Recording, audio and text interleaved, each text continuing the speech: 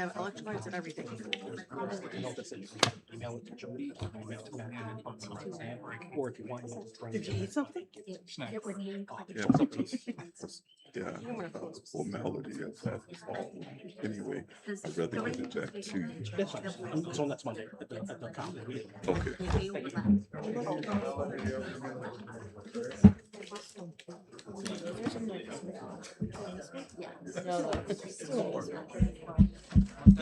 Okay. Yeah, they're really good. The only thing I don't like is that they're hard. Yeah, I was I breaking like- them up I and putting like- them in yogurt. Oh, When I was pregnant with my daughter, I just. okay. Oh, I'm sorry. I like the cheese. And he was.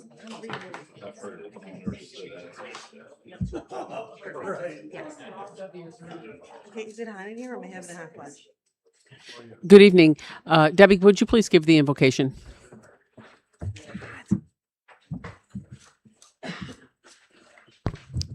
I have a Bible verse I'd like to say before I pray. It comes from Psalm 27:11. Teach me your way, O Lord, and lead me in a plain path. Our Heavenly Father, we just thank you for today. We thank you for Freeport. We thank you for all the people that live in this town. And we're here for a reason, and we should be looking at it to make Freeport a better place. We thank you for our officials that are here tonight, all the government officials, elected officers, Mayor Jody. And Lord, we ask that you would lead them on a plain path. Help them to look to you for wisdom and for guidance, and to put aside any kind of difference that they have with each other, and look to Freeport as a whole to work together to make it a better place. We ask your blessings upon this gathering today. We thank you for our police enforcement. We thank you how they risk their lives to keep our community safe. And Lord, we ask that you put a shield of protection around everyone and bless their families. In Jesus' name we pray. Amen. Thank you, Debbie. Now we'll officially call this meeting to order. Madam Clerk, would you please take the roll? Mayor Miller, Here. Alderpersons Clem, Here. Johnson. Here.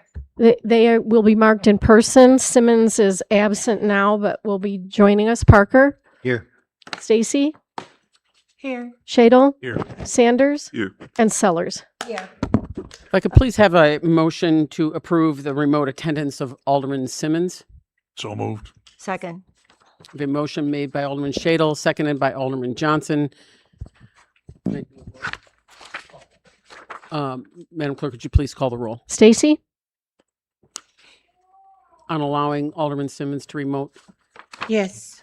Shadle, Aye. Sanders, Aye. Sellers, Aye. Clem, Aye. Johnson, Aye. and Parker. Aye. The motion passes 7-0. Did you want to see if she can hear? Oh, yes. Alderperson Simmons, can you hear us? Are you present? Yes, I'm here. Thank you.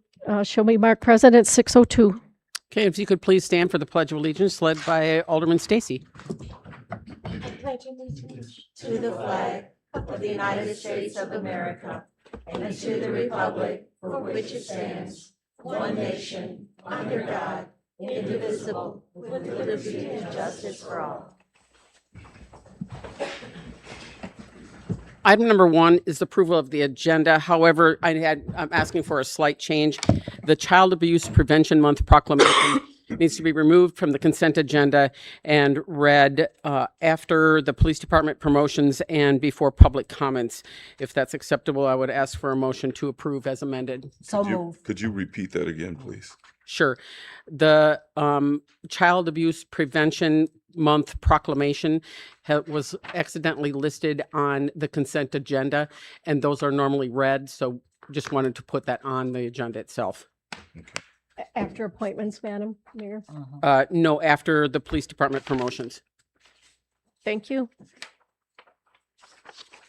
So we had, I would second that motion. who was the first? Joey? So we,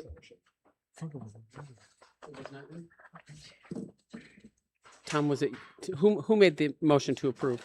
I thought it was Joy. I would make the motion then. Oh, I'll second. Okay. All right. Well, we have a motion made by Alderman Shadle, seconded by Alderman Sellers. Madam Clerk, could you please take the roll? Can we do a voice on that, or would you like me to get? Oh, thank you, attorney. I'm sorry. We've got to have that every single one. My apologies. Stacy, Aye. Shadle, Aye. Sanders, Aye. Sellers, Aye. Clem, Aye. Johnson, Aye. Simmons, and Parker. Aye. Motion passes 8-0. Item number 2 is approval of the minutes from the council meeting on March 2nd, 2026. Is there a motion to approve? So moved. I didn't catch that, guys. You got to talk louder. Everybody got a half of one out. So move. Second. Okay. Motion made by Alderman Clem, seconded by Alderman Shadle. Madam Clerk, please take the roll. Stacy, Aye. Shadle, Aye. Sanders, Aye. Sellers, Aye. Clem, Aye. Johnson, Aye. Simmons, and Parker. Aye. And that motion passes 8-0. Item number 3 is the Police Department promotions. Chief Frosto.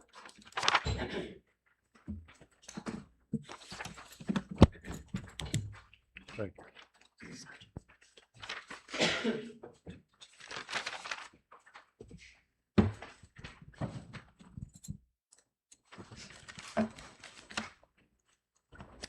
Good afternoon, everyone.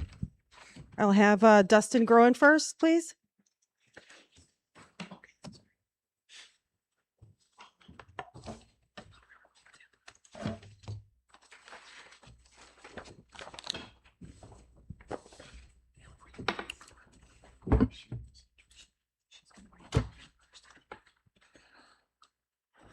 Officer Groen was hired in September 2019 and has consistently taken on roles that demonstrate initiative and professional development. He has served as a detective, field training officer, member of the emergency response team, and as an arrest and control tactics instructor. His commitment to training, tactical operations, and investigative work highlights his potential for advancement. My name is Robert Bush. I am a member of the City of Freeport Police and Fire Commission. And with us, we have Evelyn Curry. She is commissioner also. And it's an honor to be here to witness the promotion of these officers tonight. These officers came before us, and we saw the value in them and hiring them, and to see them to elevate themselves within the department. It is an honor to realize that we did make the right choice in hiring them, because they have put forth the effort to gain the knowledge and the wisdom to reach a higher level within the department.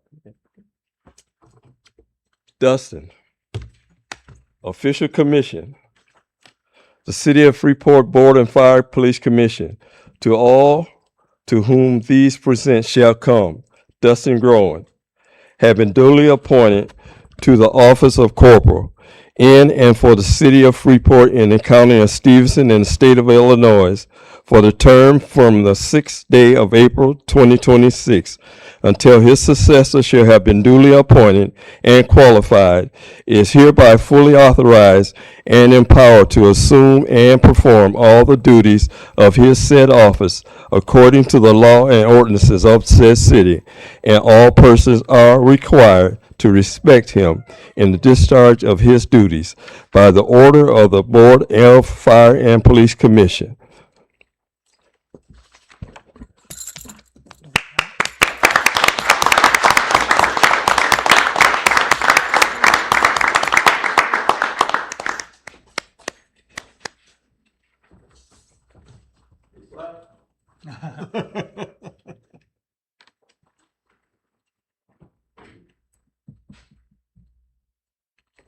Now this way. Hello. Okay.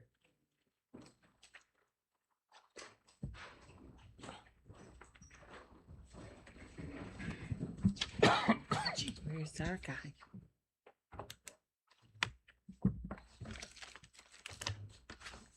Officer Richard?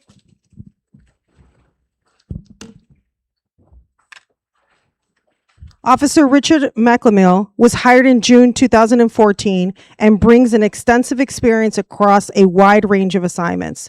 He has served as an inspector with the State Line Area Narcotics Team, a firearms instructor, a member of the emergency response team, and a field training officer. He is also one of the original members of the department's gang unit. He is currently assigned as a canine officer with his partner DJ. His experience and specialized skill sets make him a strong candidate for promotion.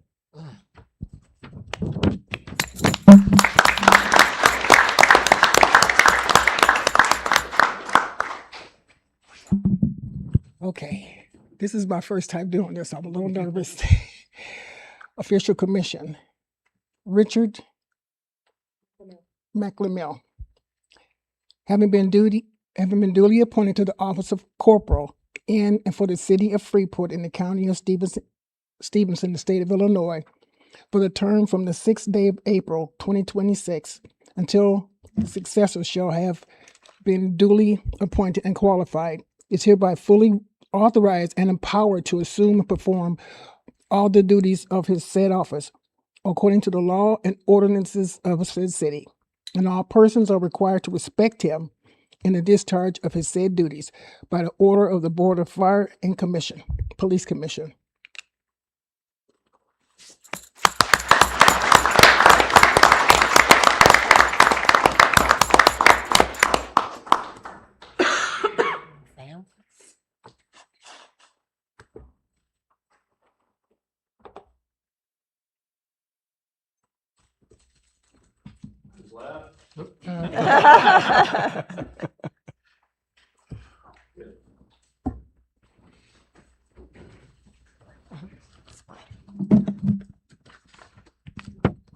Blake Upman.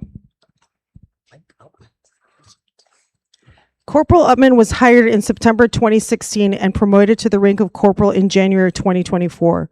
He has demonstrated strong leadership and initiative through his service in multiple specialized roles, including detective, field training officer, and firearms instructor. Additionally, he serves as a member of the ILEAS Mobile Field Force.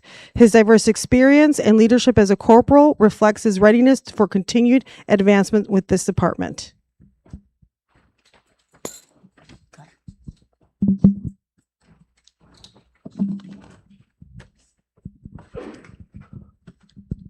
Official commission, City of Freeport Board of Fire and Police Commission. To all to whom these present shall come. Officer Blake Upman.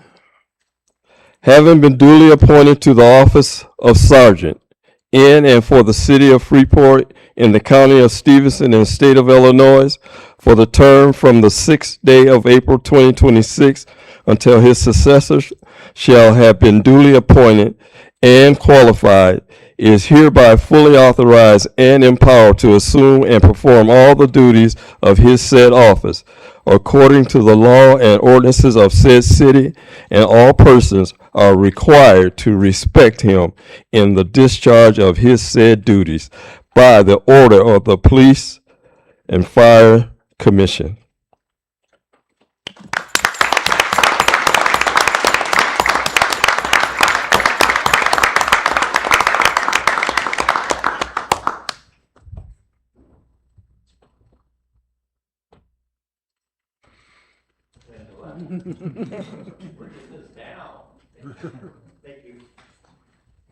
Awesome.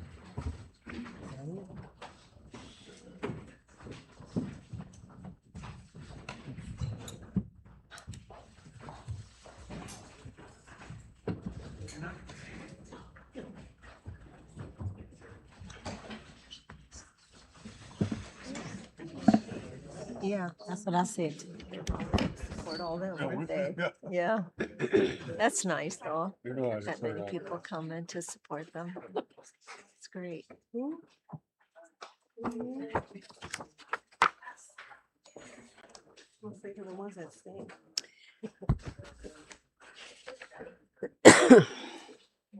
Okay, so next we'll move on for Child Abuse Prevention Month. Whereas All Our Kids Network is a group of community stakeholders who collaboratively work to influence system changes that will strengthen the overall family well-being. And whereas Freeport's future prosperity and quality of life depend on the healthy development of the children residing across our city. And whereas preventing child abuse and neglect must be a priority that requires individuals, families, child-serving organizations, schools, faith-based groups, organizations, government agencies, civic leaders, and to support the physical, emotional, social, and educational well-being of all children. And whereas child abuse is a serious public health issue with wide-ranging societal consequences, as data shows the link between abuse and neglect of children and a wide range of costly medical, emotional, psychological, and behavioral issues into adulthood. And whereas statewide and community prevention programs serve as proven and effective ways to reduce child abuse and neglect, no matter the geography, race, ethnicity, or economic status. And whereas the All Our Kids Network and other community partners will host Blue Ribbon Week, April 5th through the 11th, to help spread awareness, hope, and education on the topic of child abuse. Now, therefore, I, Jody Miller, hereby declare April 2026 as Child Abuse Prevention Month and the second week of April as Blue Ribbon Week. And I encourage all our residents to dedicate themselves to protecting the quality of life for every child.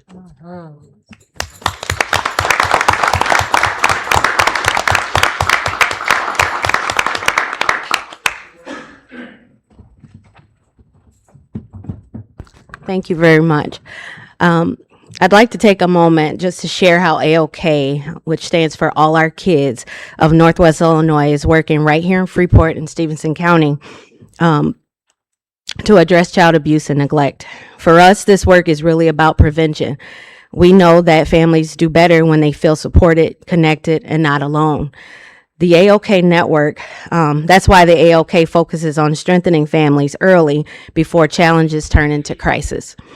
We partner with local organizations across the community to make sure that parents, especially those with young children, have access to mental health supports, home visiting, parent education.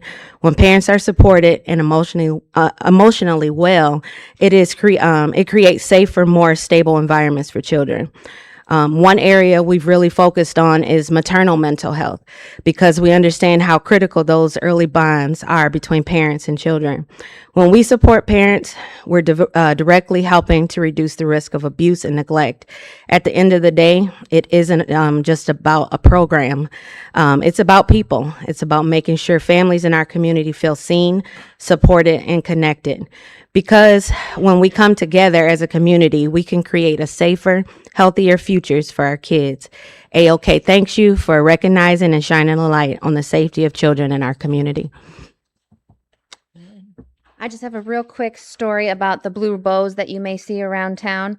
The blue bows became a symbol for child abuse prevention, with Bonnie Finney, a grandmother from Virginia, connected the blue bows to child abuse prevention awareness in the aftermath of her grandson, Michael Wayne Bubba Dickinson's death as a result of child abuse in Chicopee, Virginia in 1988. Her daughter herself was a victim of domestic violence, was sentenced to 5 years of imprisonment for failing to do more to protect her son.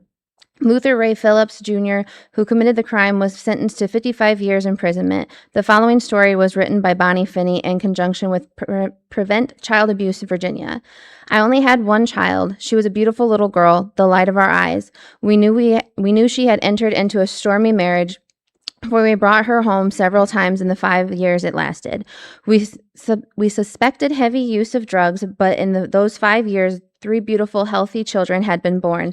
I loved them dearly, and they loved me. The children were 16 months, 3 years, and 4 years. My grandson was hospitalized for abuse. He had bruises on his body and cigarette burns on his hands. His doctor did not believe my daughter's story. He fell in slippery water in the bathtub. After the ordeal at the hospital, my grandson was placed in foster care for 3 weeks.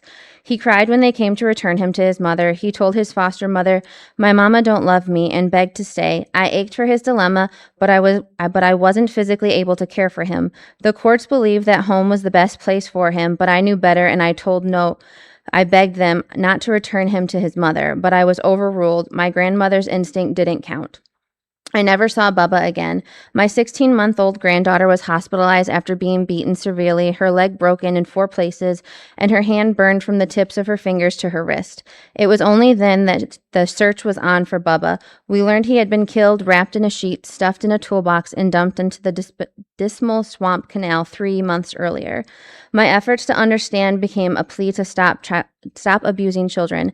I tied a blue ribbon on my van antenna to make people wonder. It caught on locally with restaurants, businesses, police, and TV and radio stations supporting me in my efforts to make it a real awareness campaign. Why blue?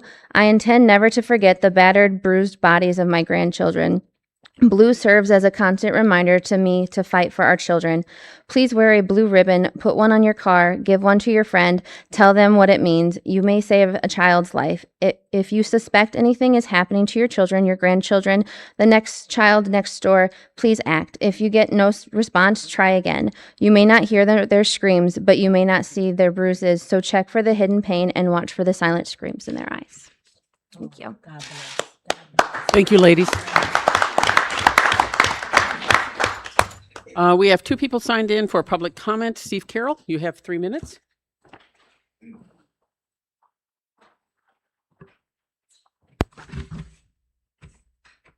All right. I am Steve Carroll. This is about agenda items 16 and 17.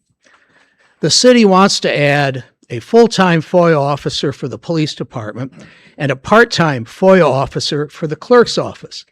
This is due to what is claimed to be an overwhelming amount of FOIA requests from the public, numbering around 213 last year. The rise in FOIA requests over the years reflects the lack of trust that the public has in city government. In short, you have created your own problems, and now the taxpayers are being asked to pay for the city's lack of transparency. In the past, the police department used to publish every week what is known as the police blotter, which is the call log for the whole city over a week's time. This isn't done anymore. However, I have successfully submitted records requests for that very information. Hence, another FOIA request is generated due to the police department's lack of basic transparency. It should be obvious that city government is building an information wall between itself and its citizens. And I can see where being transparent and telling the truth would be dangerous for city government because it would give lie to Jody Miller's perpetual mantra that Freeport is a great place to live, work, and play.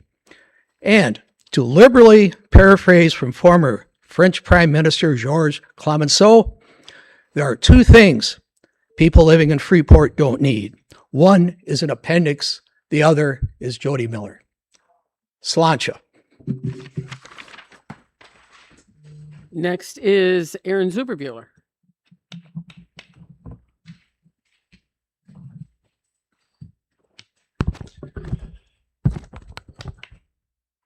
Hi there. Good And I evening, apologize. It's Eric. I read it wrong. You're all right. No big deal.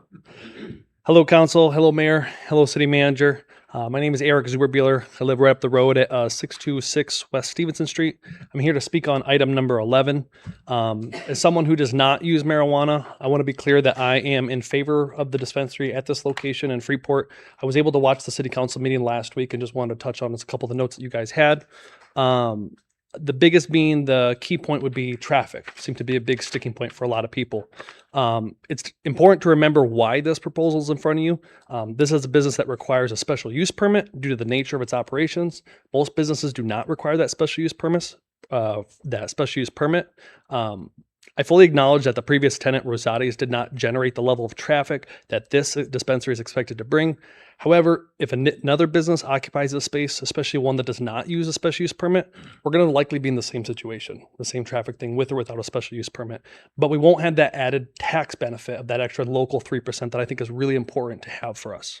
So, for example, if a high traffic restaurant like a Chipotle were to move in, we're going to have the same amount of traffic, give or take, but we're going to miss out on that 3% tax revenue. So, yes, traffic may increase. I do think that's a good thing for our town, but this location already has multiple points of access, and more importantly, it's not unique to this situation.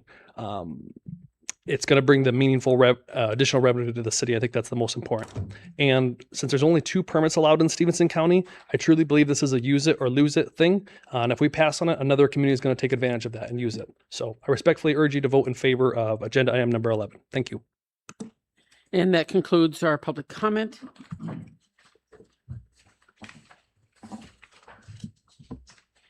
Next is the consent agenda. The consent agenda is considered to be routine in nature and acted as one motion unless the member of council would like to have something removed for further discussion. The consent agenda consists of approval to receive and place on file the Building Commission minutes from October 15th, 2025, Zoning Board of Appeals from November 6th, 25, and February 5th, 26, the Freeport Public Library Board, which is November 12th and December 10th, 25, January 20th, 24th, and February 11th, 26, Planning Commission, January 15th, February 12th, 26, the revised Festival District Schedule approved by the Liquor Commission, 2026, the Greater Freeport Partnerships Monthly Report, March 26, the cash and investment, as well as the Finance Department report for December 25, cash and investment report, and the Finance Department report for January 26, and the approval of the finance bills totaling $2,092,218.59 and payroll for pay period ending March 21st, 2026 in the total of $721,730.86. Is there a motion to approve? So moved. Second. A motion made by Alderman Shadle, seconded by Alderman Sellers. Madam Clerk, could you please take the roll? Stacy, Aye. Shadle, Aye. Sanders, Aye. Sellers, Aye. Clem, Aye. Johnson, Aye. Simmons, Aye. and Parker. Aye. The motion passes 8-0. Item number 6 is appointments. Could you please read? We have several. Appointment of Deborah Leiniger to the Ethics Commission effective through April 30th, 2028. Appointment of William Castle to the Board of Fire and Police Commissioners through April 30th, 29. Appointment of Michael Kempel to the Planning Commission through October 31st, 2030. New appointment to the Historic Preservation Commission effective through February 28th, 2029, Rebecca Quiggle. 3 reappointments to the Historic Preservation Commission through February 28th, 2029. They will be Scott Leiser, Ryan Walton, and Brenda Myers. Thank you. Is there a motion to approve? So moved. Second. A motion made by Alderman Shadle, seconded by Alderman Sellers. Discussion on the appointments. Madam Clerk, please take the roll. Stacy, Sure. Why not? Shadle, Aye. Sanders, I abstain. Sellers, Aye. Clem, Aye. Johnson, Aye. Simmons, Aye. and Parker. Aye. The motion passes 8-0. Oh, you had 7. You are right. My apologies. Item number 7 is the second reading of Ordinance 2026-13. Could you please read this? Ordinance amending Chapter 1448, erosion control permits. Thank you. Manager Boyer. Thank you, Your Honor. This ordinance came before Council March 9th for the Committee of the Whole, where it was discussed with Randy Kohlbauer. It was moved for second reading on March 16th with no additional questions. I haven't received any questions, and staff requests moving forward with this ordinance as proposed. Any discussion on the ordinance? Madam Clerk, please take the roll. Stacy,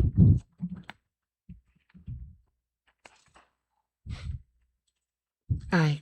Shadle, Aye. Sanders, Aye. Sellers, Aye. Clem, Aye. Johnson, Aye. Simmons, Aye. and Parker. Aye.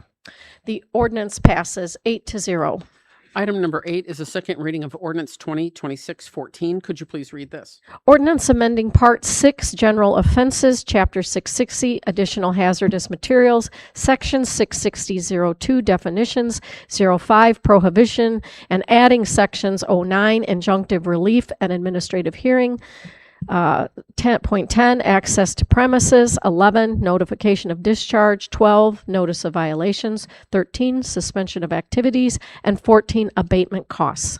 Thank you. Manager Boyer. Thank you, Your Honor. Ordinance 2026-14 is upgrading and making some changes to the MS4 stormwater permit, similar to the previous ordinance.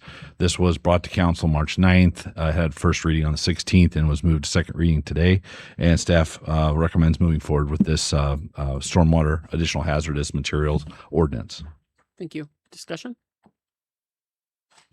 Madam Clerk, please take the roll. Stacy? Aye. Shadle? Aye. Sanders? Aye. Sellers? Aye. Clem? Aye. Johnson? Aye. Simmons? Aye. And Parker. Aye. The ordinance passes 8-0. And item number 9 is the second reading of Ordinance 2026-15. Could you please read this? Ordinance amending Part 10, Streets, Utilities, and Public Services, Title 4, Utilities, Chapter 1046, Sewers, Section 1046-59, Discharge of Storm, Surface, or Groundwater into Sanitary Sewers, and amending Part 10, Streets, Utilities, and Public Services, Title 4, Utilities, Chapter 1050, Storm Sewers, Section 1050-08, Illicit Discharge. Thank you. Manager Boyer. Again, very similar to the last two ordinances. This was brought before council on the 9th. It was moved to second reading on the 16th. I've not received any additional questions for the MS4, again, stormwater related ordinance. So staff's recommending moving this forward, or adopting this tonight. Thank you. Discussion? Alderman Sanders? We're discussing the infiltration of groundwater into sanitary sewers. Is that what we're talking about, Manager Boyer? This is just an upgrading of the stormwater permit, or the stormwater requirements related to our MS4 permit. That is a municipal separate storm sewer permit. So that is a part of overall management of stormwater, but this particular upgrade is just simply updating things that are required by our MS4 permit. Okay. Thank you. Madam Clerk, please take the roll. Stacy? Aye. Shadle? Aye. Sanders? Aye. Sellers? Aye. Clem? Aye. Johnson? Aye. Simmons? Aye. Parker. Aye. The ordinance passes 8-0. And item number 10 is the second reading of Ordinance 2026-16. Could you please read this? Ordinance amending Part 10, Streets, Utilities, and Public Services, Title 4, Utilities, Chapter 1040, Utilities Generally, and Section 1040.07A and B, Connection Required Aligning with New Julie laws. Thank you, Manager Boyer. Thank you, Your Honor. Again, this was brought before council for the Committee of the Whole. Also, the last council meeting, there were no questions in between those two meetings, and staff is recommending moving forward with the proposed ordinances as written. Discussion? Madam Clerk, please take the roll. Stacy. Aye. Shadle. Aye. Sanders. Aye. Sellers. Aye. Clem. Aye. Johnson. Aye. Simmons. Aye. Parker. Aye. The ordinance passes 8-0. And item number 11 is the second reading of Ordinance 2026-17. Could you please read this? Ordinance approving a special use permit to allow adult use cannabis dispensing facility at 2725 Illinois Route 26, Unit A. Thank you. Director Heimerdinger. Thank you, Madam Mayor. Staff received a special use permit application from Botavi Wellness LLC to allow adult use cannabis dispensary organization at 2725 Illinois Route 26, Unit A, in a B3 commercial wholesale business district. The proposed location meets all the distance requirements set forth in Chapter 1274 and is a vacant unit in a commercial shopping center with ample parking. The petitioners provided some data from our last council meeting. from 4 other Illinois locations showing peak traffic between 4 and 9 p.m., usually on Thursday, Friday, and Saturday. And there was an average of 30 vehicles per hour during that time. This is a modest increase in traffic is expected to bring more visitors to the corridor, benefiting surrounding businesses, enhancing economic activity. And also, as noted during the last council meeting, another business that does not require a special use permit could easily hit similar traffic peaks. Honestly, I looked this up this afternoon. A fast food restaurant like Chipotle could hit an average of over 100 vehicles in 1 hour. So that's more than 3 times the amount of this facility. Both the Zoning Board of Appeals and the Planning Commission recommend approval. Staff also recommends approval of the special use permit. Thank you. Discussion on this ordinance. Alderman Stacey? Yes. The 3% that the city is supposed to gain from this dispensary coming, what are the chances of it being put in a account for our roads, something that productive that we as a city need, rather than just everything going to the general fund?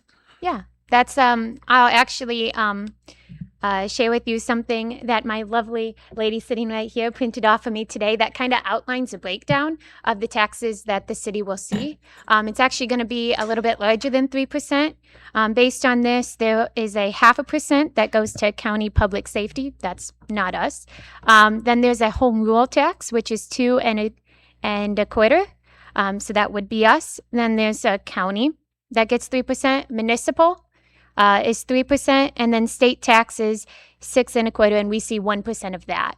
So the amounts that we're receiving will be 6.25% on the sales generated.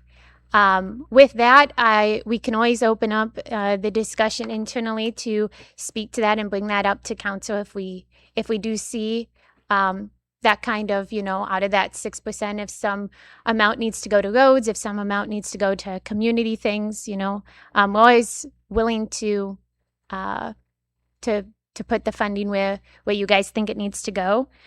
We also had some projections given to us in the first month, from 0 to 3 months. They're looking at projections of sales, gross sales of $300K to $500K. Which, when you have the breakdown, that means that we'll be seeing $18,750 to $31,250 every month for those first 3 months. And then the projections from month 4 and beyond indicate $600,000 to $1 million a month in their gross sales, which gives us per month somewhere between $37,500 to $62,500. When you calculate that out, that would be about $500,000 to $750,000 in extra revenue to the city. Alderman Clem? Yes. First of all, I'd like to thank Dan Stevens for his input that he put in, the Zuber Brillers for the input that you guys put in as business people. And we did have some meetings, Alderman Shadle and I and the city manager and Gertrude from community development. And we do realize that there's a problem there traffic-wise, but it's a problem that we feel as though can be fixed with some fairly minor stuff, but there will need to be some work done.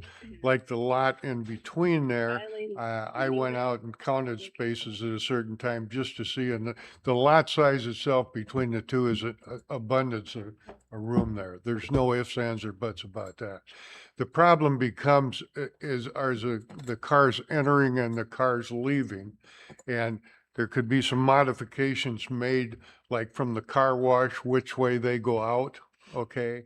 From how traffic is directed into Menards, how the south end of the whole the whole development is really not used and is not used properly the way it could. You know, we have one business coming in here, but we instantly found out as we talked, they've got 3 empty lots out there. That's going to be big problems when somebody does develop and what we need to do. There are TIF funds available to work on that, and I believe also that there are plenty of people that are involved that would be willing to take a look at other opportunities for what we can do. You know, we had the same discussion that Dan had, was the only difference was Dan said it'd go to Lena or go someplace else. Greg and I said it'd go 50 feet out of town someplace. You know, so either way, we would without a doubt lose it. And it is a quite a does put a quite effect on the amount of money coming in. And it would be a good idea to sit back and determine where that goes to, because of, even though the general fund goes to every place in the world, remember the general fund also pays for all the retirements, pays for all the things that need to be done, pays for the equipment and pays for all that kind of stuff. So I think before we instantly say, let's put it in this, let's make sure we know what we want to do with it. But I will vote in favor of it due to the research we've done afterwards and everything. And thank you guys for that. Alderman Sellers. Yes, I just want to say that I am very much in support of this. I said, but I also look at it with the revenue that's coming in. I know that there's a portion, I know it was also said something about the law enforcement part, they get theirs. And I know that there is going to be coming down the pipe pretty soon that we're going to have to get a new police station. So that right there would also help, that we don't have to go out to taxpayers asking for more money in that kind of way. But I do think that we need the revenue. If we got a door open, let's try to get in it and get what we can and do what we can out of the best money that we get. So I'm in support of it. Okay, so I totally agree that, you know, we need to be thinking about where we want to allocate these monies. But that's a whole different topic. So this is about the special use permit. So if you want to have further discussions on allocating specific places, let's have that discussion and get that brought forward. So Alderman Shadle. Yes, thank you. I'm not making light of the fact that the discussion's been about the tax benefits here, but to compound on top of that is going to be the traffic count and how it affects future development. That's the number one source that a business is looking at if they're looking at development, is how many people are coming by my front door. And this is going to significantly increase the traffic count for the 3 empty lots to the south end of that development. And we could very much see more development coming specifically from the traffic of this establishment. Alderman Stacy. You know, when this was first spoke about, you said that there would be 300 to 500 customers per day. Now, today, you're comparing it to a food place with 100 customers an hour. And we're always talking about development. Truth be told, nobody's coming to Freeport. Or else they would have already been here. We've been without a family restaurant for years. And nothing. So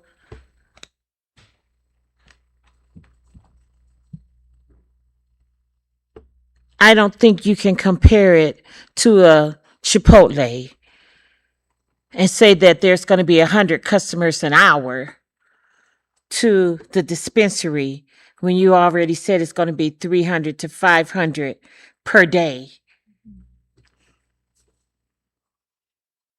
I don't know what the purpose was for that, to compare the dispensary to Chipotle. Yeah, the purpose of that was to compare that this needs a special use. We need the dispensary needs a special use permit. anything else, it is zoned a restaurant, which means that it's very easy for a restaurant to move in there. Based on the square footage, a Chipotle can usually, a Chipotle, a Subway, the other one that's similar to Chipotle also could fit into that kind of footprint. So that is the restaurant that I chose to look in, what is the average during peak times.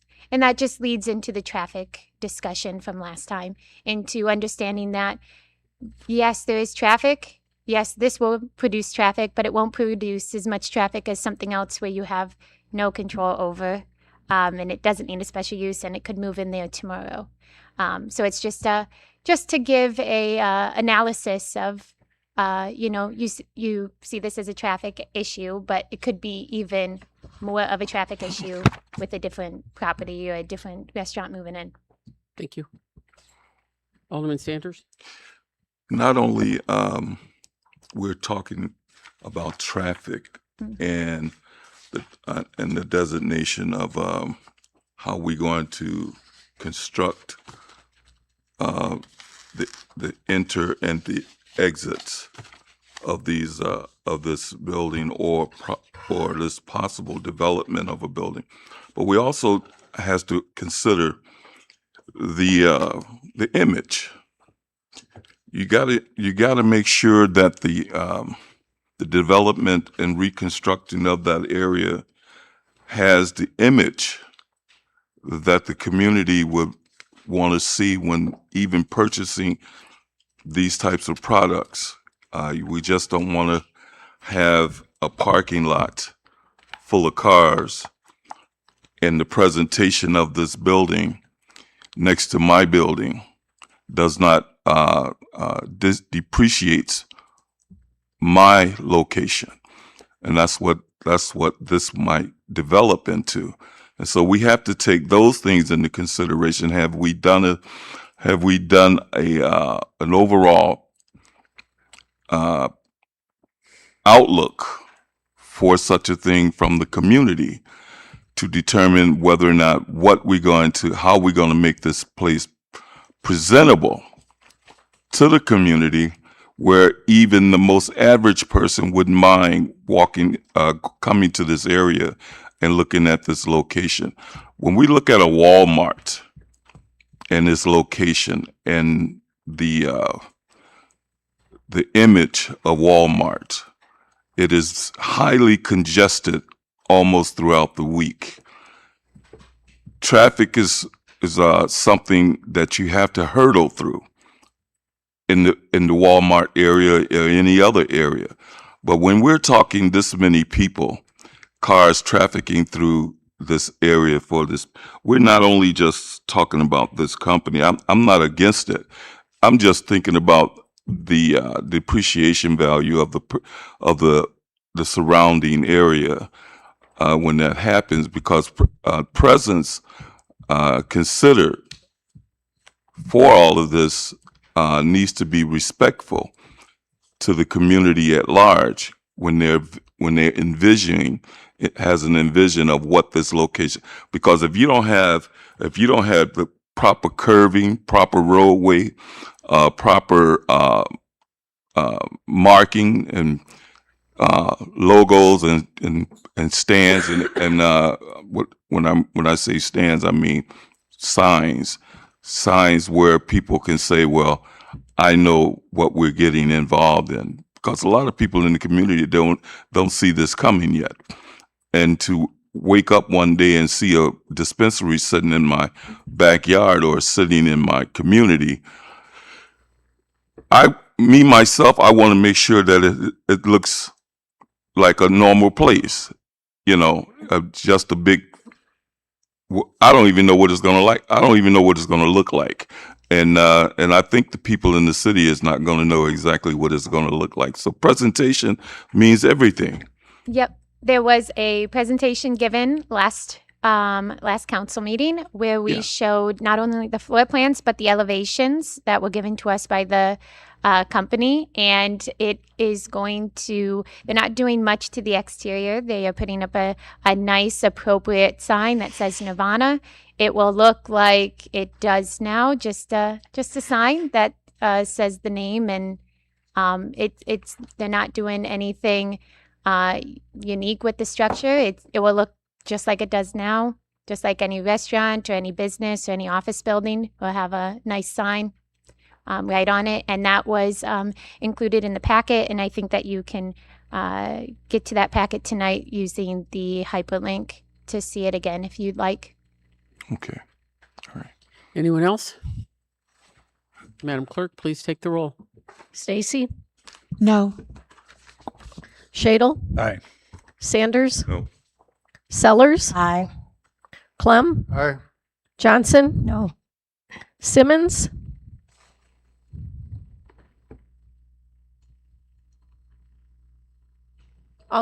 Alderperson Simmons, are we still connected to you?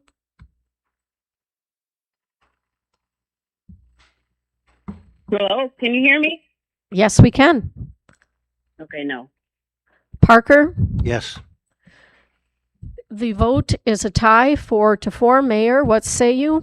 Aye. And the ordinance passes 5-4. Item number 12 is the first reading of Ordinance 2026-18. Could you please read this? Ordinance amending Section 806.20 regarding non-licensee alcoholic liquor delivery services of the liquor codes. Thank you. Attorney Cox?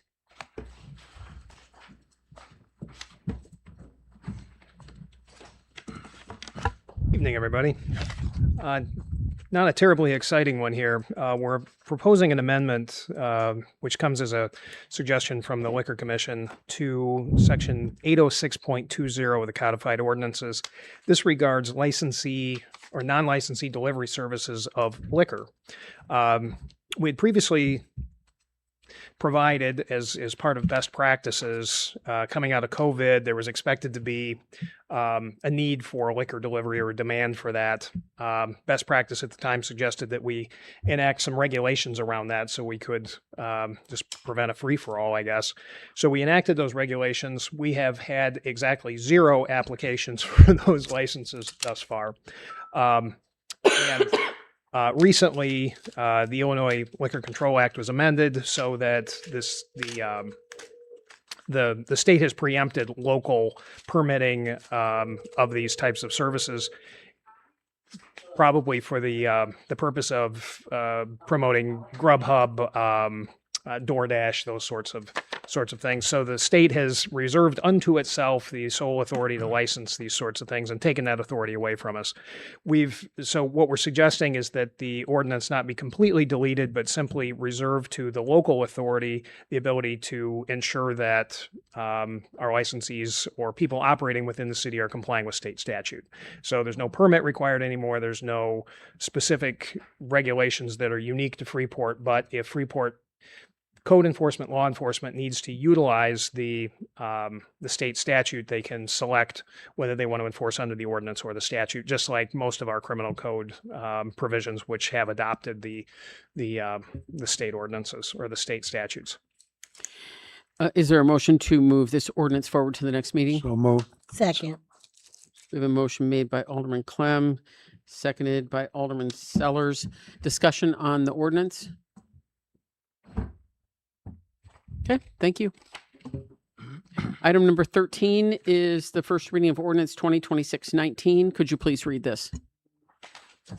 Ordinance amending Part 4 Traffic Code, Title 8 Parking, Chapter 480 Parking Generally, Section 480.24D regarding disabled persons and veteran parking designations. The spot we're looking at tonight is 520 South Harlem Avenue. Thank you. Manager Boyer. Thank you, Your Honor. Turn that on.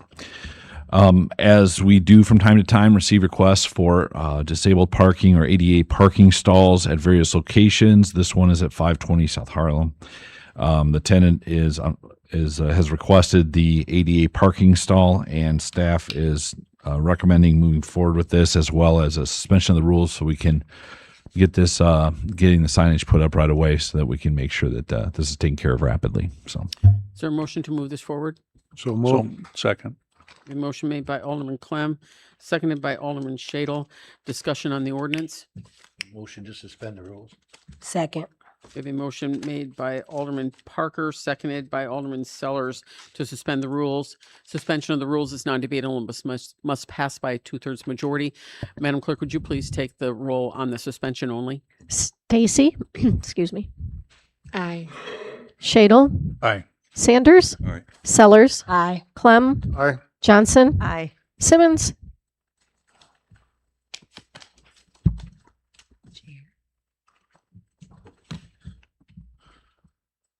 Kurt, have we lost her? We'll skip her for now. Parker, Aye. we'll give IT 1 second here. It passed. Shall we skip it? There will be no vote. We only needed 6. We got 7-0 on the suspension. So then before you is the final passage for ordinance 2026-19. Alderman Shadle. I just want to add that this section of Harlem Avenue is parking only on one side of the street, and the houses are kind of tight together, and parking is at a premium. And in this person's case, they're not going to be able to make the trek from 4 or 5 doors down. And it just makes nothing but sense to give them a chance to park in front of their house. Anyone else? Madam Clerk, please take the roll. Stacy, Aye. Shadle, Aye. Sanders, Aye. Sellers, Aye. Clem, Aye. Johnson, Aye. Simmons. Not yet. Absent at the moment. Parker. Aye. The ordinance still passes 7-0. Item number 14 is the first reading of ordinance 2026-20. Could you please read this? Supplemental appropriation ordinance for fiscal year 2026 for use of reserve funds for city's 20% match on STU funded road improvements. Thank you. Manager Boyer. Thank you, Your Honor. Last, I guess, January, we were notified by IDOT that they were going to move forward with several STU federal route resurfacing projects. Those projects are Adams Avenue from Float to Maine, South Walnut from Empire to South, Lincoln from Locust to West, and Stevenson Street, Sunset to Locust. Staff, this is obviously not budgeted. There is a match related to this. We're expecting about a $2.5 million worth of funding coming through IDOT, but staff needs a $1 million authorization to cover the match with local funds so that we can get these projects completed. So staff is asking for suspension of the rules as construction season is it's warming up every day. We'd like to have this done and taken care of so we can move forward with these reconstructs. And so staff is asking for appropriation of $1 million for the STU fund match. Thank you. Is there a motion to move this forward? So moved. Second. A motion made by Alderman Clem, seconded by Alderman Sellers. Discussion on the ordinance. Alderman Stacy. Yes, where will this $1 million match come from? It will come from the general fund reserve.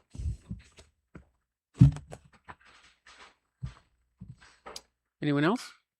Alderman Parker. Motion to suspend the rules. Second.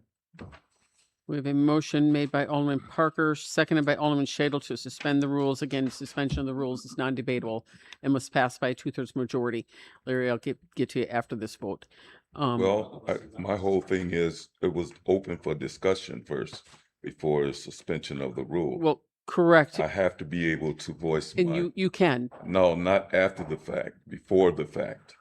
Well, when there's a Need to motion know on the why it floor, is we're going to. it's non-debatable. So we're Well, done it shouldn't talking have about never it. came Madam Clerk, forward. could you please take the roll on the suspension only, and then we'll come back to you, Alderman Sanders. Stacy. Okay, I just have a question.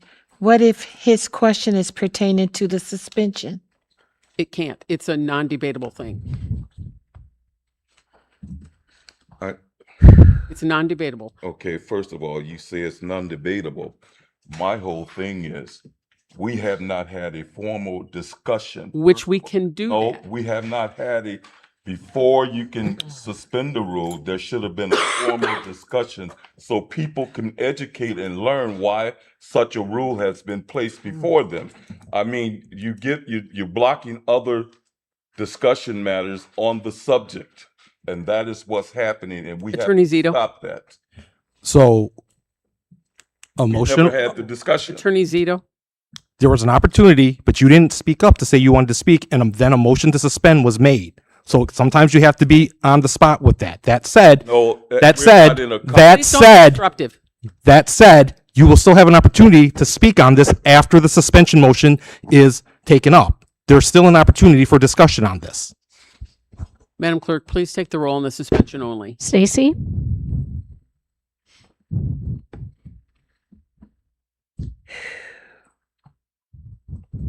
This is to suspend the rules for the STU funding.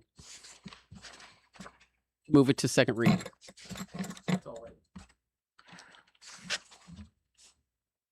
Yes. Shadle? Aye. Sanders? Aye. Sellers? Aye. Clem? Aye. Johnson? Aye. Simmons? Yes. And Parker. Yes. That motion passes 8-0. Okay, so now before you is the final reading for this, which is on the floor. So Alderman Sanders, would you like to have your time to be able to ask your questions? Well, it's not a question. It's a procedure. That's what it is, on things that we have not discussed as a council, to even debate or make a determination whether it's acceptable between members of the council. What we're making decisions on is appropriate for the people of the city of Freeport. Okay, Alderman Sanders, I got to stop you. That's not what we're talking about now. What's on the floor is the supplemental appropriation ordinance for the STU. It's not about the order of whether or not it's appropriate to call for suspension Okay, you're at right. what time. You're right. You're right. I'm sorry. I apologize for that. Thank you. Any discussion on this ordinance? Madam Clerk, please take the roll. Stacy? Aye. Shadle? Aye. Sanders? Aye. Sellers? Aye. Clem? Aye. Johnson? Aye. Simmons? Aye. And Parker. Aye. And the ordinance passes 8-0. And item number 15 is the first reading of ordinance 2026-21. Could you please read this? Ordinance amending Title 10, Employment Provisions, Chapter 290, Compensation and Benefits, Section 290.01E, regarding classification plan to add a full-time information technology technician. Director Suttman. Thank you. The IT department was formed in 2017. Since that time, the IT department has rapidly modernized and expanded the technology capabilities of the city of Freeport. This modernization and expansion has also increased the workload required to maintain these capabilities while still trying to innovate and further increase capabilities. An IT technician position was proposed in the fiscal year 26 budget. It didn't make the cut, but a position was approved for nuisance department and community development. Working with the community development director and city manager, we now believe that the desired improvement to the nuisance violation compliance can be achieved through additional IT support and new technologies. Using IT as a force multiplier, adding the position of IT technician should also allow for similar improvements across most other departments. The funding for this position will come through a combination of the budgeted nuisance person as well as water and sewer funds. The water and sewer funds are needed because they will inevitably perform some work on water and sewer software equipment. This ordinance supports efficient government goal of our strategic plan, and staff recommends moving it to the second reading. Thank you, Director Suttman. Is there a motion to move this forward? So moved. Second. The motion made by Alderman Shadle, seconded by Alderman Sellers. Discussion on the ordinance? Suspension of the rules? No. Can't do that? Oh, if you'd like to. Yeah, that's what I like to do. Oh, well, okay. Is there a second to suspend the rules? So move. We have a motion made by Alderman Sanders, seconded by Alderman Clem, right? Mm-hmm. To suspend the rules, again, suspension of the rules is non-debatable and must pass by 2/3 majority. Madam Clerk, would you please take the roll on the suspension? Stacy, No. Shadle, No. Sanders, Yes. Sellers, Aye. Clem, Aye. Johnson, Aye. Simmons, Aye. and Parker. Aye. And that motion passes 6-2. So now before you is the final passage for Ordinance 2026-21. Any further discussion on this ordinance? Alderman Stacy? So, am I understanding that this is a position Yes. and this has been budgeted for this year in the IT account? The IT technician has not. What we're doing is we're swapping a person for nuisance into IT. And I've worked that out with community development director. Alderman Sanders? What are the qualifications for anyone become a IT specialist? And whether or not they produce all of the credentials for such a position?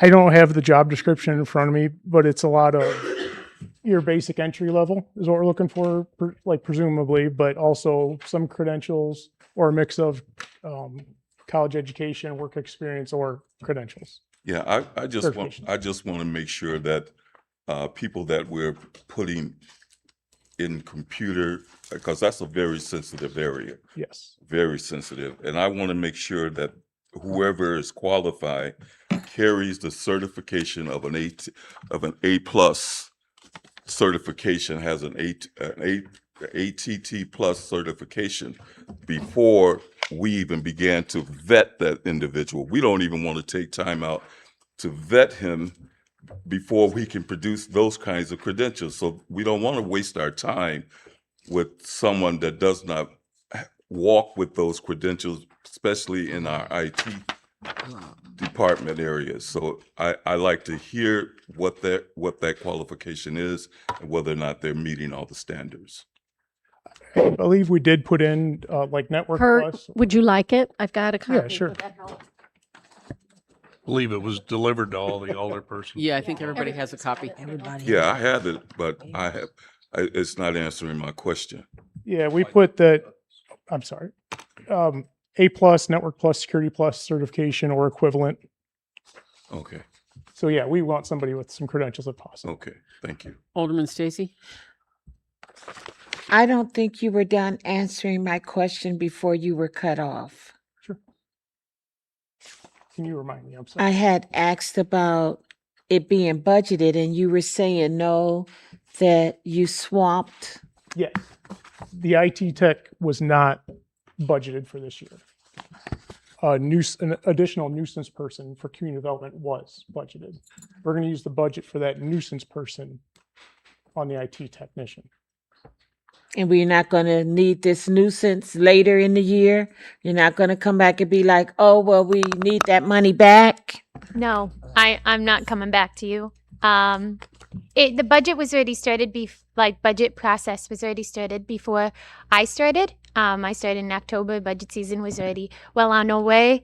I have two incredible team members who do the job of more than two people. And they do such a great job and they're so diligent and on top of things that I don't need another one. We've actually seen a lot of success using technology such as emailing, specifically landlords because we have their emails available with rent registration. And we've seen a very huge increase in compliance by emailing the landlords instead of waiting for the mail to reach them of a situation in one of their properties. So with that, I'd like to continue looking into those types of changes and just incorporating technology and modernization of the department before I introduce another team member anytime in the future. Thank you for the advancement of those funds and for opening the door for technology. Alderman Sanders? Can I speak again? Well, technically you did twice, but if you can keep it short. Yeah, I just wanted to know, are we entering into the field of AI? Are we setting up? Well, but Alderman Sanders has nothing to do with this. I know, but my So if point you want is, to ask her afterwards, you are more than welcome. All right. Anyone I else? just wanted to know. Madam Clerk, please take the roll. Stacy. Aye. Shadle. Aye. Sanders. That's debatable. Answer the question. Can I argue with you first, sister? No, you can answer aye or no. Oh. I can move on if you need more time. Yeah, Okay. yeah, come back to me. Sellers. Aye. Clem. Aye. Johnson. Aye. Simmons. Who, we'll give her one more minute too. Parker. Aye. Back to Sanders. Okay. Aye. I agree with Parker. And Simmons, our technology director's double dutying here. Alderperson Simmons, can you hear me? I'm going to mark her absent on this one. It passes 7-0. Okay, item number 16 is the first reading of ordinance 2026-22. Could you please read this? Ordinance amending Title 10, Employment Provisions, Chapter 290, Compensation and Benefits, Section 290.01D1 regarding classification plan to add a full-time Freedom of Information Act officer. Thank you. Chief Rosso. Good evening, everyone. We have had an influx of FOIA requests as of January of this year. And right now, my officers are the ones that are answering the FOIAs, which they're in their duties and responsibilities to do.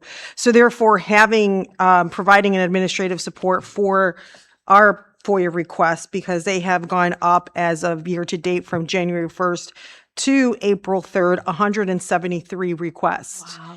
And therefore, the integrity investigation in accordance to state law should protect the privacy of these FOIAs. And I don't have the clerk for that position. So adding this position will actually help in order for those requests, and have my officers and my sergeants and my corporals to do their job as what they were sworn in to do. Attorney Zito. So before anyone makes a motion to move this forward, the draft of the ordinance that you have in your binders there was a blank, because at the time that we submitted for the packets, we didn't know what the class grade was going to be for this position. We have since learned that that's going to be a class grade 12. So ultimately, if someone's going to make a motion to move this forward, I would ask that they make the motion to move it forward with the addition that this would be a class grade 12 position. I make a So, motion, as we move stated- it forward with the class grade 12. I All right. second. Motion made by Alderman Clem, seconded by Alderman Sellers. All those, my goodness. Discussion on the ordinance. Yeah. Alderman Park, Motion to suspend the rules. Oh, he gets first, huh? would you like to second it? No, I just wanted to go first, suspending anything before anything got suspended. Is there a second? Second. I think the mayor have a- did that unfairly. We have She a didn't see motion my made by hand. Alderman Parker, seconded by Alderman Sellers for Mayor, you suspension of the didn't see rules. my hand go up Again, suspension of the rules is non-debatable and must pass by a 2/3 majority. Madam Clerk, please take the roll on the suspension only. Stacy. No.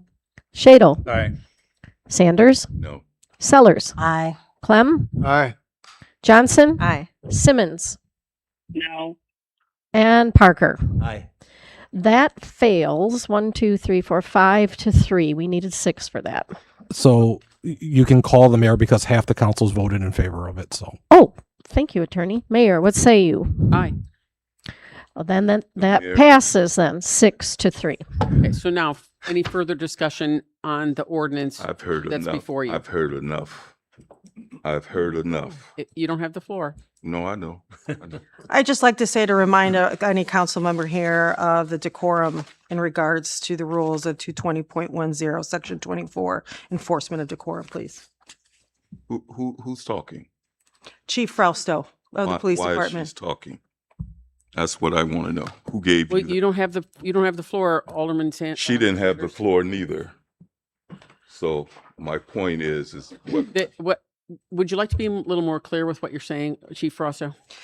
I'm Do I have the floor now? Sure. Okay, thank you, ma'am. I'm just trying to remind everyone here in council of the rules of council of 220.10, enforcement of the decorum of section 24, in order for us to have a clean, valid conversation as to what we're here for, in order to understand each other's points. don't make that And dis- in order for all of us to have a good dialogue and conversation. It is just a reminder of those rules of It's just an conduct. opinion too, but you don't run. Alderman Sanders, Okay. if this is your warning, if you continue to be disruptive, you will be out of order. Please don't go to that. Okay. Thank you. But I do So- need to state my case. If it has something to do with this ordinance for the Yes. FOIA officer? Yes, Okay. her comment that No. she made. That's not on the floor. No. That's not on the That's- floor? No, it's not on the floor. What's on the floor before you is the full-time FOIA officer. So do you have something you'd like to No, add she to was the talking floor? about decorum, Mayor. She was talking about decorum. The police chief under our ordinances is the sergeant in arms, and she is charged with keeping decorum here, ultimately enforcing it. So that's why she was just Based on making a what? comment.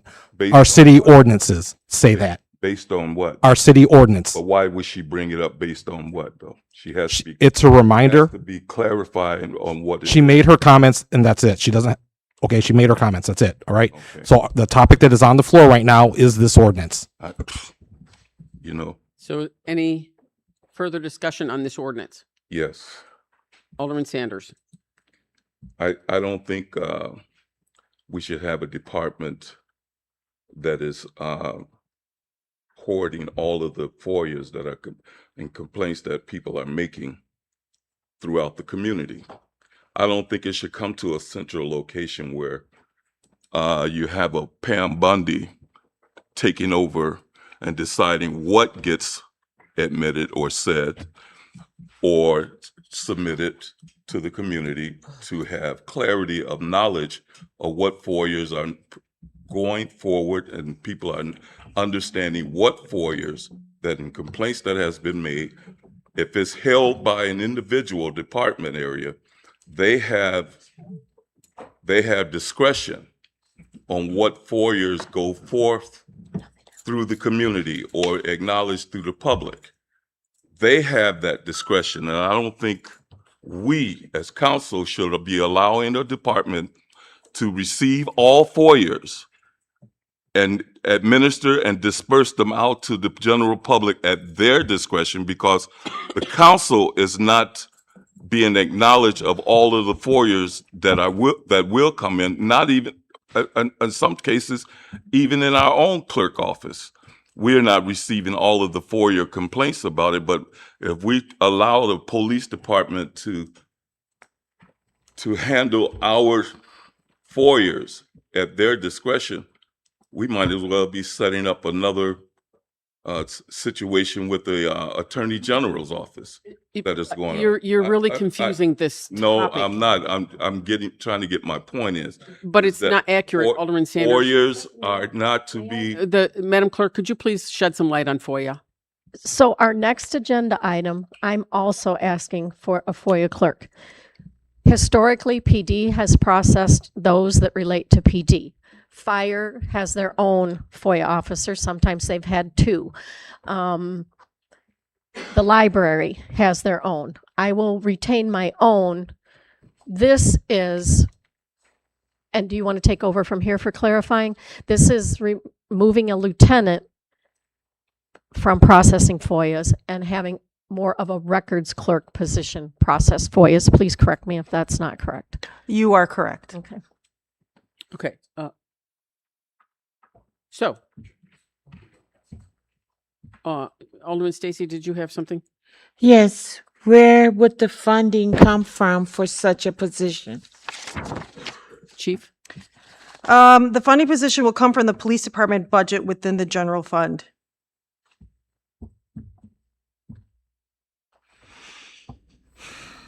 If there's no further discussion, Madam Clerk, please take the roll on Ordinance 2026-22. Stacy. I thought this was the first reading. We had a suspension of the rules. No.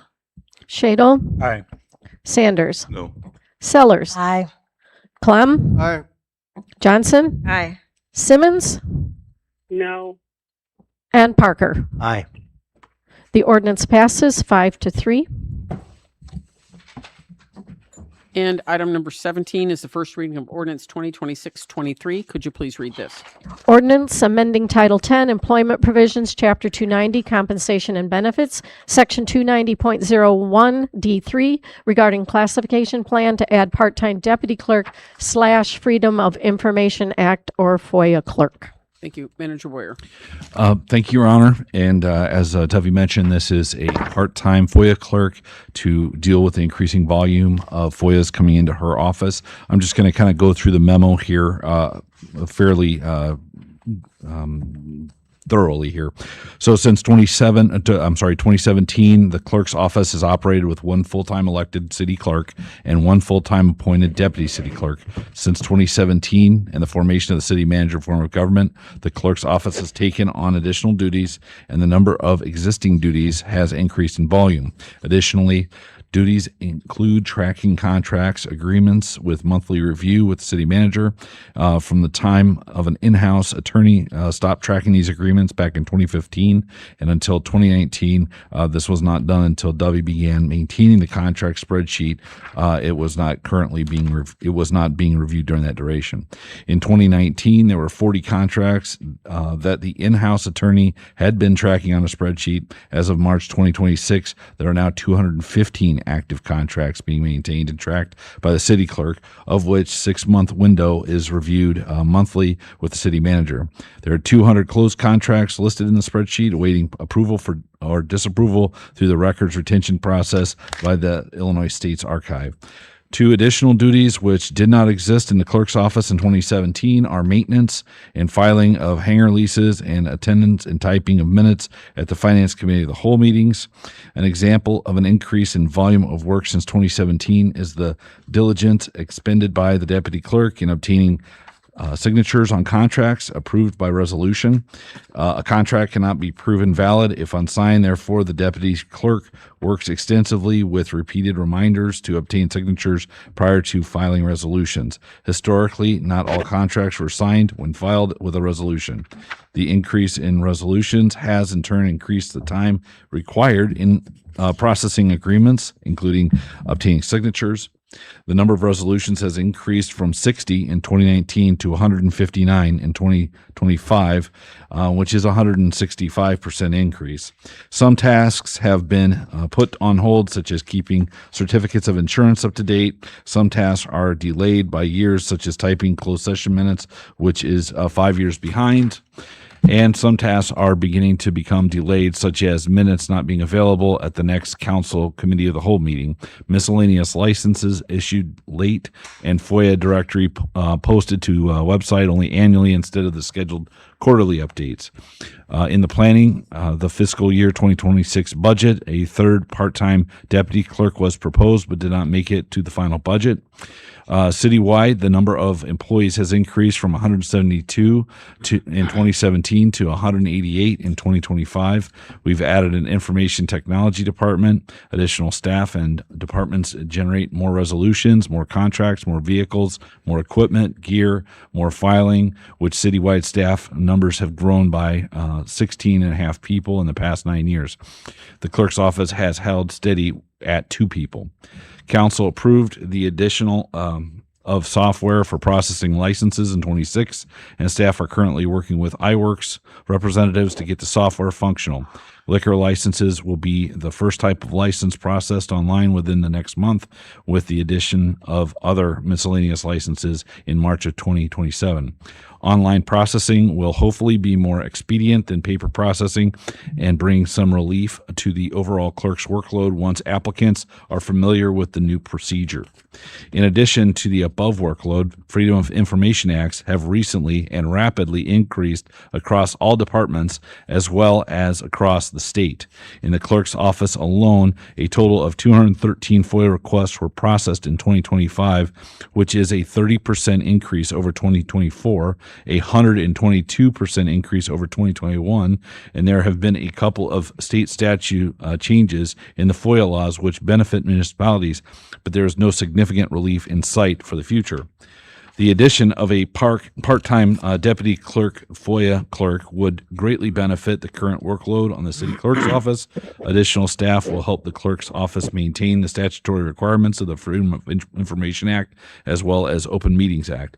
Without additional staffing, compliance with FOYA and OMA will be the main focus to reduce liability exposure to the city. Without the addition of the deputy city clerk, FOYA clerk, services currently provided to city council members, co-workers, and applicants will need to be reduced or modified. Funding for the part-time deputy clerk, FOYA clerk position for the remainder of 2026 will come from the fiscal year 2025 fund reserve, with the position incorporated into the 2027 budget. Staff recommends approval of this position and has requested suspension of the rules on this.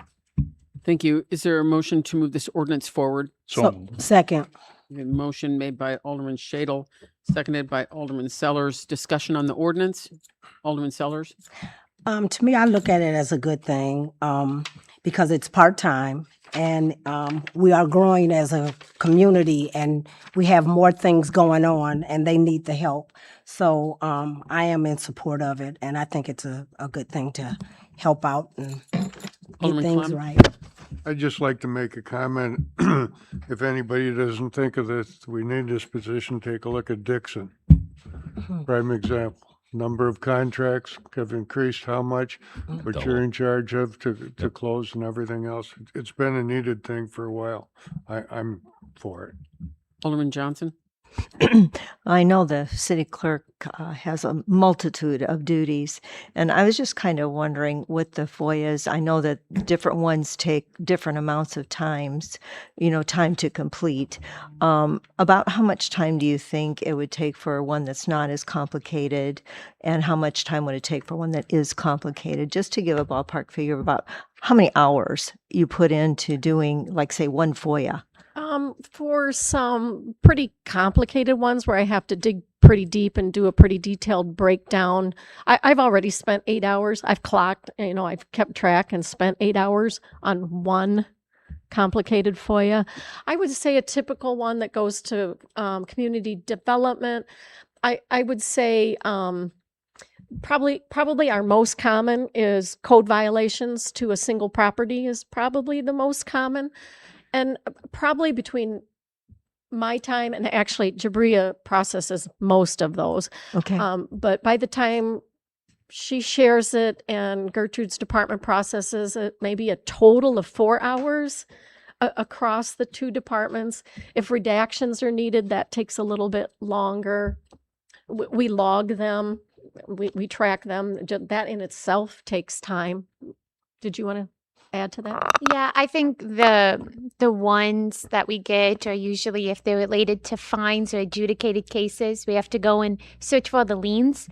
And we do our due diligence to make sure that we find them all. Sometimes it is anything that was prior to a new systems or a new technology, we have to go back and look a little bit further. So yeah, I think about 4 sometimes, if we have to look further back, maybe add a couple extra hours to look through the paper copies in our storage and go upstairs and find them.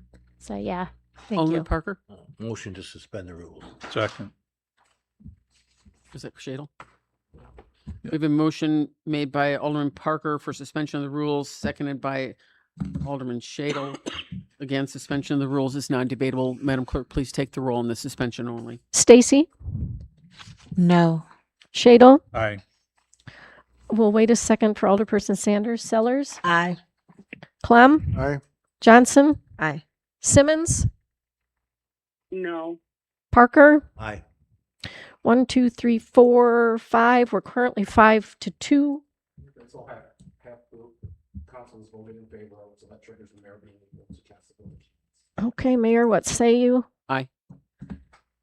We have our 6 votes to 2. The suspension passes.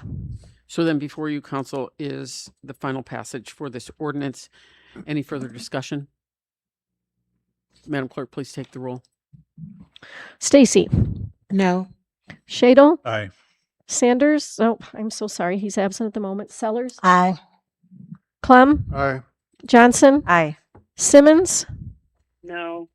And Parker? Aye. 1, 2, 3, 4, 5 in favor, 5-2. That is enough to pass the ordinance. Thank you. And thank you very much. Item number 18 is the first reading of ordinance 2026-24. Could you please read this? Ordinance annexing well number 12 property to the city of Freeport, Stevenson County. Thank you. Manager Boyer. Thank you, Your Honor. As everyone knows, we've been working very diligently on gaining new source water and treatment capacity. The location for well 12 was chosen from a study that was done on the aquifer quality. This location at Forest Road and the South Park entrance was purchased about a year ago, and we need to annex this into the city at this point. So staff requests moving forward with the annexation of, well, I'm not going to read the parcel number because it's fairly lengthy, but if you want to read it, it's in your memo. Kindly, staff request annexing this into the city. Motion to approve? Second. A motion made by Alderman Clem, seconded by Alderman Shadle. Discussion on the ordinance. Alderman Shadle?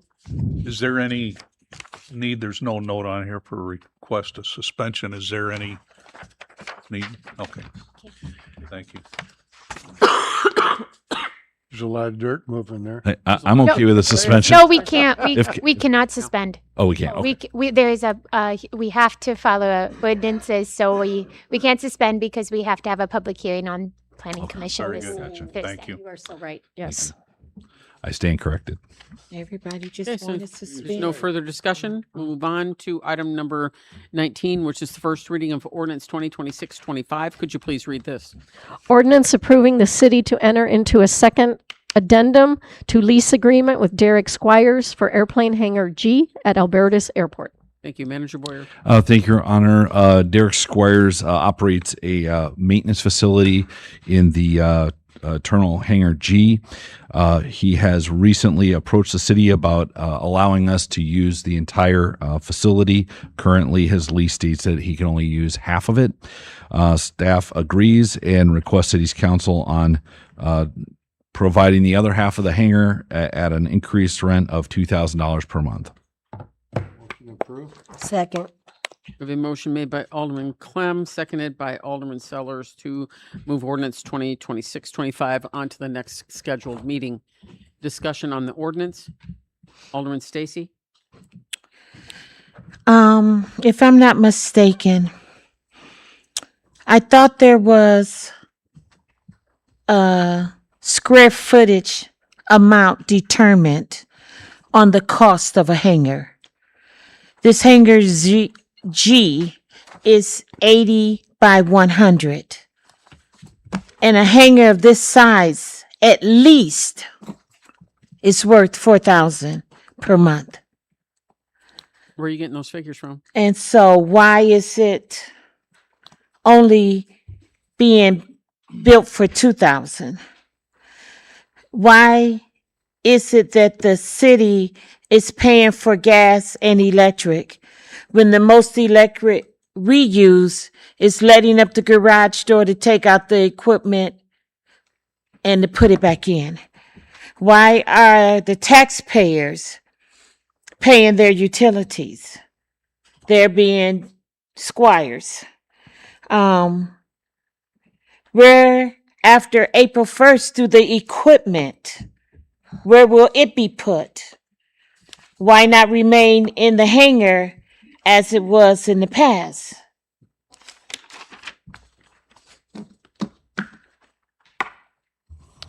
I don't have an answer for every single one of those because I didn't write them all down. However, I will say that in June of 2024, we approved this hangar lease with Mr. Squires for $1,000, and he has faithfully used and abided by the terms of the lease. His business is getting larger, and we'd like the opportunity to extend that and double his square footage for $2,000. So, staff, yes, it is true that the city does pay for utilities. However, that is no different than it's been since when we had the other, operation. Second Gen Aviation was operating out of this hangar.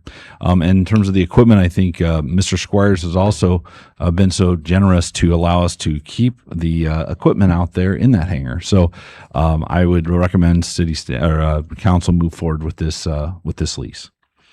Alderman Parker? Motion to suspend the rules. Second.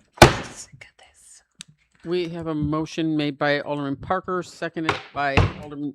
What's going on? If you're going to be disruptive, that'll be your warning. Let's be professional. Yeah, let's be professional. That's your warning. If it happens again, you're going to be escorted. So please don't do it again. We have a motion made by Alderman Parker, seconded by Alderman Shadle for suspension of the rules. Madam Clerk, please take the roll on the suspension only. Stacy? No. Shadle? Aye. Sanders? No. Sellers? Aye. Clem? Aye. Johnson? Aye. Simmons?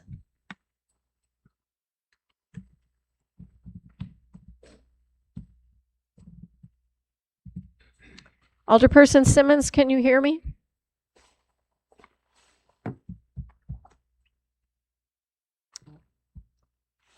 We can go back to her if we need to, Parker. Aye. 1, 2, 3, 4. It's 5-2. Mayor? Okay. Aye. Mayor, what is your vote? Aye. Aye. That is now 6-2, and the suspension passes. So now before you is for the passage for this ordinance, discussion on this hangar ordinance. Alderman Stacy? Yes, my questions were not even answered. I think he told you he answered them to the best of his ability because he didn't write them all down. You had an entire page. You're more than welcome to pick up the phone and ask these questions.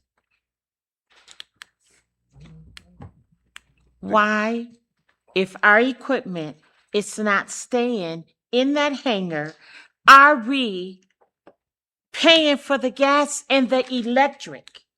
Why? Manager Boyer? I believe Mr. Squires has offered us the opportunity to leave our equipment in the hangar. So But it you will just be. said he needed more room. Yes, And that it yes. would be put out. Yes, our equipment does not take the entire half of the hangar. Our equipment only takes a small amount of the hangar. Okay, so 50-50 then. Why are we paying for all the electric and all the gas? That is This the is arrangement. taxpayers' dollars. Okay. We have set this up. We're working with our utility partners to get that down, just like we did at the library. However, essentially, we just need to make sure that in the wintertime, our equipment is warm and able to run. And I don't think it's fair, Mayor Miller, for my questions to be looked over because I didn't take time to call City Manager Boyer and get an answer before this meeting. He didn't overlook you. Alderman Parker put Yes. his hand up and I called on him like I would have anyone else. And he answered what he wanted to answer, and what he didn't want to answer, he didn't. So yes, I'm a little upset about that. I'm a little upset being put off, like my questions don't matter. They do matter, just like the next person. They do. Any other discussion on the ordinance? Madam Clerk, please take the roll. Stacy? No. Shadle? Aye. Sanders? No. Sellers? Aye. Clem? Aye. Johnson? Aye. Simmons? No. Parker? Aye. The ordinance passes 5-3. And item number 20 is the adoption of Resolution 2026-40. Could you please read this? Resolution approving an intergovernmental agreement with Freeport Park District for reimbursement of $140,000 in paving costs for Gladewood Drive. Thank you. Manager Boyer. Thank you, Your Honor. As we were working the construction plans for Gladewood this year, we were approached by the Park District. They would like, while we have our equipment and our paving machine out there, they'd like us to look at repaving the section from Gladewood to Woodside Drive. Our estimates came up at about 140,000, and the park district appears amenable to this at this time. So staff recommends moving forward with the intergovernmental agreement with the park district for the amount of $140,000 to repave from Gladewood to Woodside Drive in the park. Is there a motion to adopt? So move. Motion made by Alderman Sellers, seconded by Alderman Clem. Discussion on the resolution. Yeah. Alderman Sanders. Question. We're talking about a reimbursement of what exactly? That would be site prep, material removal, base repair, installation of base material, and paving. Who's requesting for this reimbursement? Is it the city? Yes, there's a map included with your packet if you want. No, I just wanted to hear you talk right now because I'm just wondering, when City Boyer, when you talk in reference to staff, who are these people that you're referring to? I'm requesting it. No, who is the staff? You always make a reference to staff. Who is staff? In the context of the recommendation, is Yeah, me because- as city staff in combination with Okay, our. so why can't you just say City Boyer as opposed to staff? Because when you say staff, you sound like you talking about a collective of people making the wanting to move on these things. It's not the staff. I like to know who staff is. I like to know who these people are. If it's not council, then who is staff? And if you're running by certain titles, if you have two titles where you're the city manager and staff, I like to know that. That's what I'm getting at. You're using that phrase, staff, constantly all the time to push an agenda. I am your staff. Okay. Okay. Staff is me and all of our folks that are working for the city that worked on this project, making a unanimous recommendation that we move forward with this. Okay. Attorney Zito, did you have something else? Nope, that's exactly what I was going to say. That city staff is basically comprised of the city manager and then every department head and employee that works for the city. That is city staff. I understand that much, but my point is, and I don't like your description of that. So you make your comments, I make mine, because staff means that a collective of people came together, especially when you make it plural. When you make the term staff plural, it's not just one individual, it's a collective of people. And so that's all I wanted to get an understanding on. I wanted to make sure that I'm hearing this right, because that's all that I see that I hear that's pushing agendas. It's staff. Staff wants to move forward. Staff wants to do this, that, the other. And we're sitting here saying, well, staff is making the decisions on whether or not we move forward or not. That's all I'm trying to get clarity on. And we just can't, we just don't rely on staff if council has not even gotten together and talk about what council decide to move forward. That's all I'm just saying. I'm just putting that out there. Council has not decided whether we should move forward, but that's Manager Boyer. That's me. Alderman Sanders, I just want to mention that we had a meeting scheduled for March 26th where we could have discussed all this. Yeah, well, Alderman that's probably Stacey? true. Yes, I want to know if 140,000 is going to complete this entire project, or if there's things hidden that's not covered in this 140,000.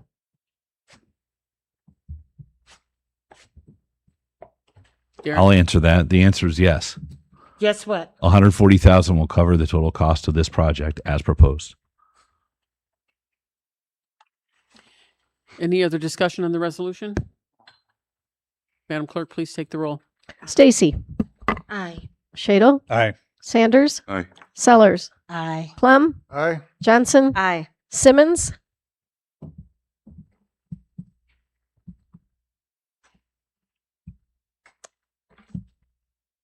I'm going to mark her as absent. We've lost communication. What'd you say? Say that again, please, Alderperson Simmons. Yeah. Yes, thank you. Parker? Aye. And the resolution is adopted, 8-0. Madam Clerk, can you come up here just for a second? Do you need my notes or anything?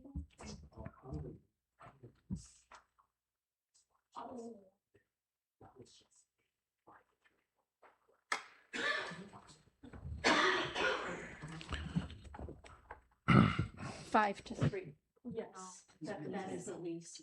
Yes, that's a lease, not 50%, is it, when we do leases? Right, okay. Okay.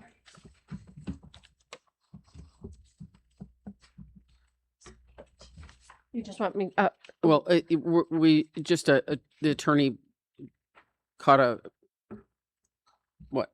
I missed it. So, Mayor, if we could go back to agenda item number 19, which is the lease that we just talked about. Ordinance 2026-25. Yes, Madam Clerk. There. So that one, it was my mistake. There was a vote taken. It was 5-3. There, I should have asked. That triggers the mayor calling, just like on the other ones. There, anytime half the council votes in favor of something, then the mayor is allowed to vote on it. There, in this particular case, because a supermajority vote of 3/4 is needed to approve leases, this would trigger the mayor needing to cast a vote. so back to number 19, Hangar lease, Mayor, what is your vote? Aye. So we have a total of 6-3, which fulfills the supermajority. Thank you, Attorney. Item number 21 is adoption of resolution 2026-41. Could you please read this? Resolution approving an agreement with Fairgram to provide construction engineering services related to the 2026 streets project. Thank you, Manager Boyer. Thank you, Your Honor. And I just wanted to mention that with 7.2 miles of reconstructs this season, a good part of that is going to require water main replacement. So Fairgram has submitted a proposal to that effect. Fairgram designed, permitted, and bid the water main replacements along with the street reconstructions for Demeter, Benton, Concord, and North Stewart. These 4 residential areas have experienced numerous water main breaks in recent years, necessitating full replacement of the aged spun cast water main, similar to our situation this morning. Streets will be reconstructed with the roadway paving.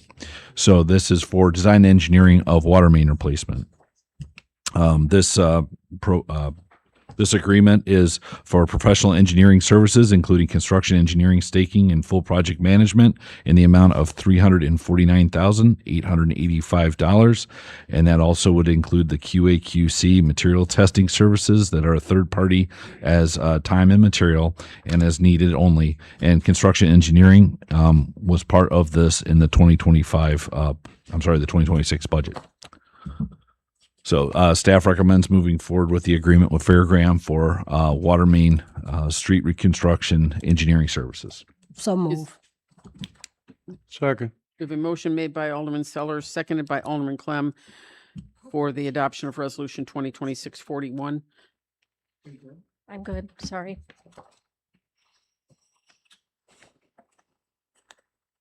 So discussion on the resolution, Alderman Sanders? Yeah, Manager Boyer, I'm in favor to what the recommendation is on these water line replacements. Are we codified with the proper scheduling of the material that we're intending to replace it with? I think I understand what you mean.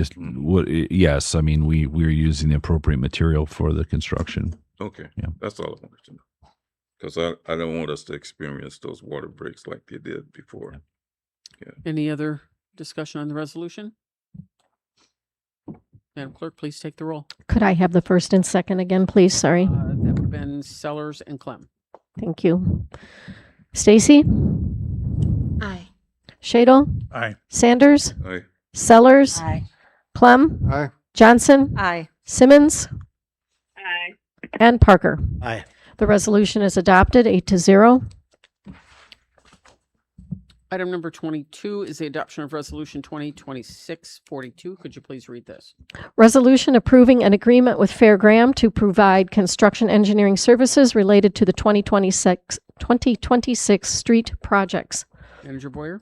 Thank you, Your Honor. And very similar to the last item, we have this will be the year 2 of our 5-year plan, and that includes the streets previously mentioned.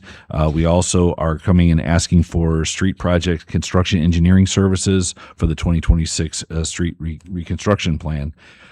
As we normally do, these contracts have been extremely valuable in terms of ensuring that what we're paying for is done correctly. It's done at the proper specification, and we are taking care of all the items along the way that need to be dealt with, and that is in large part due to the oversight and the engineering services provided by Fairgram during the construction season. So city staff recommends moving forward with this agreement with Fairgram with for $265,000 for construction engineering contract through this construction season. Is there a motion to adopt? So moved. Second. Motion made by Alderman Parker, seconded by Alderman Shadle. Discussion on the resolution. Alderman Sanders? What construction company is going to participate in this It's event? further down on your agenda. Say that again? It's further down on your agenda. Those are the construction companies. You'll be approving them soon. I'm happy to answer. Fisher's got the first package, Helm got the second package, and Fisher's got the third package. Oh, okay. Okay. Thank you. Madam Clerk, please take the roll. Stacy. Aye. Shadle. Aye. Sanders. Aye. Sellers. Aye. Clem. Aye. Johnson. Aye. Simmons.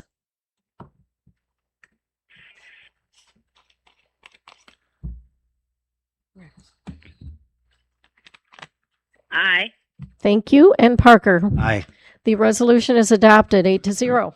Item number 23 is the adoption of Resolution 2026-43. Could you please read this? Resolution ratifying emergency repairs of hot mix asphalt paver by Altafer Cat. Manager Boyer. Thank you, Your Honor. Every year we send the paver back to be gone through by the manufacturer rep, and then whatever repairs need to be made are made. This year, when the paver was returned, they had requested that we bring it back later in the season, and it got so late that we brought it back here at the very tail end of winter. And then, of course, we were informed that there was about $16,467 worth of repairs that the paver needed. So the staff is requesting you to ratify this resolution so that we can go ahead and get that paver back in time for street construction season. Is there a motion to adopt? So moved. Second. A motion made by Alderman Sellers. No? Johnson. Oh, I'm sorry. Made by Alderman Johnson and seconded by Alderman Shadle. Yeah. Discussion on the resolution. Yes. Alderman Sanders? Yeah. Manager Boyer, how long have we had this paver? I believe we purchased it in 2022. That's okay. So it had not had an upgrade, not an upgrade, but an evaluation since then. No, it's been back every year. It usually costs $5,000. Just for an evaluation at the Well, they do an evaluation and a tune-up. Oh, and the thing is, this is every projection of every year that they do this. Well, as the equipment gets older, I'm guessing we're going to have more and more, bills associated with making it ready for the next season. However, as far as pavers are concerned, it's fairly minor, maintenance costs associated, even at $16,000. The paver I think what new was around $300,000. So okay, thank you. Any further discussion? Madam Clerk, please take the roll. Stacy. Aye. Shadle. Aye. Sanders. Aye. Sellers. Aye. Clem. Aye. Johnson. Aye. Simmons. Aye. And Parker. Aye. The resolution is adopted 8-0. Item 24 is adoption of Resolution 2026-44. Could you please read this? Resolution approving agreement and plans and specifications as approved by State of Illinois IDOT for a joint city-state milling and resurfacing project on FAP Route 5241, which is South Street. Manager Boyer. Thank you, Your Honor. So for about a year, we've been planning on the reconstruction of South Street or the repaving of South Street from Galena to Locust. This will be primarily led by State IDOT District 2, and we're very fortunate to be part of a pilot program that would get that unmarked state route resurfaced. They have come to us here within the last weeks and requested they need a $22,943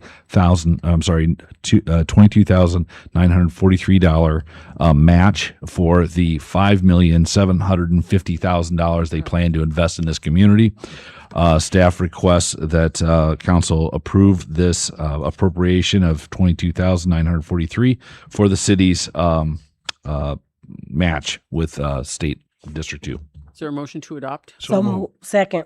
A motion made by Alderman Shadle, seconded by Alderman Sellers.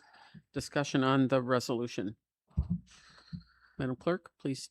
This is actually approving the plans. I apologize. The next one is the Good. match. Was I on the? I think you're ahead. I'm sorry about that. You are correct. Just a little bit. Okay. Yes, staff request moving forward with the project with the plan set. Thank you. Madam Clerk, could you please take the roll? Stacy? Okay, so are we on the right one? We are. I'll be asking for the 20. You could. Should I read item 25 into the record? So what Manager Boyer explained was appropriating and allocating matching funds to Illinois Department of Transportation street project on FAP Route 5241 South Street. This is appropriating the funds for it. Okay, so can I get a motion to adopt Resolution 2026-47? So moved. Second. Okay. Alderman Sellers, was that you? Mm-hmm. Do we have a second? Yeah. Alderman Shadle? And discussion on what was just presented? Madam Clerk, please take the roll. Stacy? Aye. Shadle? Aye. Sanders? Aye. Sellers? Aye. Clem? Aye. Johnson? Aye. Simmons? Aye. And Parker. Aye. Resolution 2026-47 is adopted 8-0. Okay, so then let's go back to 2026-44. Do we still have the motion on the floor? Redo it? Okay. Madam Clerk, could you please read that for the record? I think we are way off here. Resolution approving agreement and plans and specifications as proposed by the State of Illinois IDOT for a joint city-state milling and resurfacing project on FAP Route 5241 South Street. Okay. Manager Word, do you have something else to add on that? I have nothing more to add. This is just the agreement with District 2 moving forward. Do we have a motion to adopt? So move. Second. Motion made by Alderman Sellers, seconded by Alderman Shadle. Discussion on the resolution. Alderman Clem?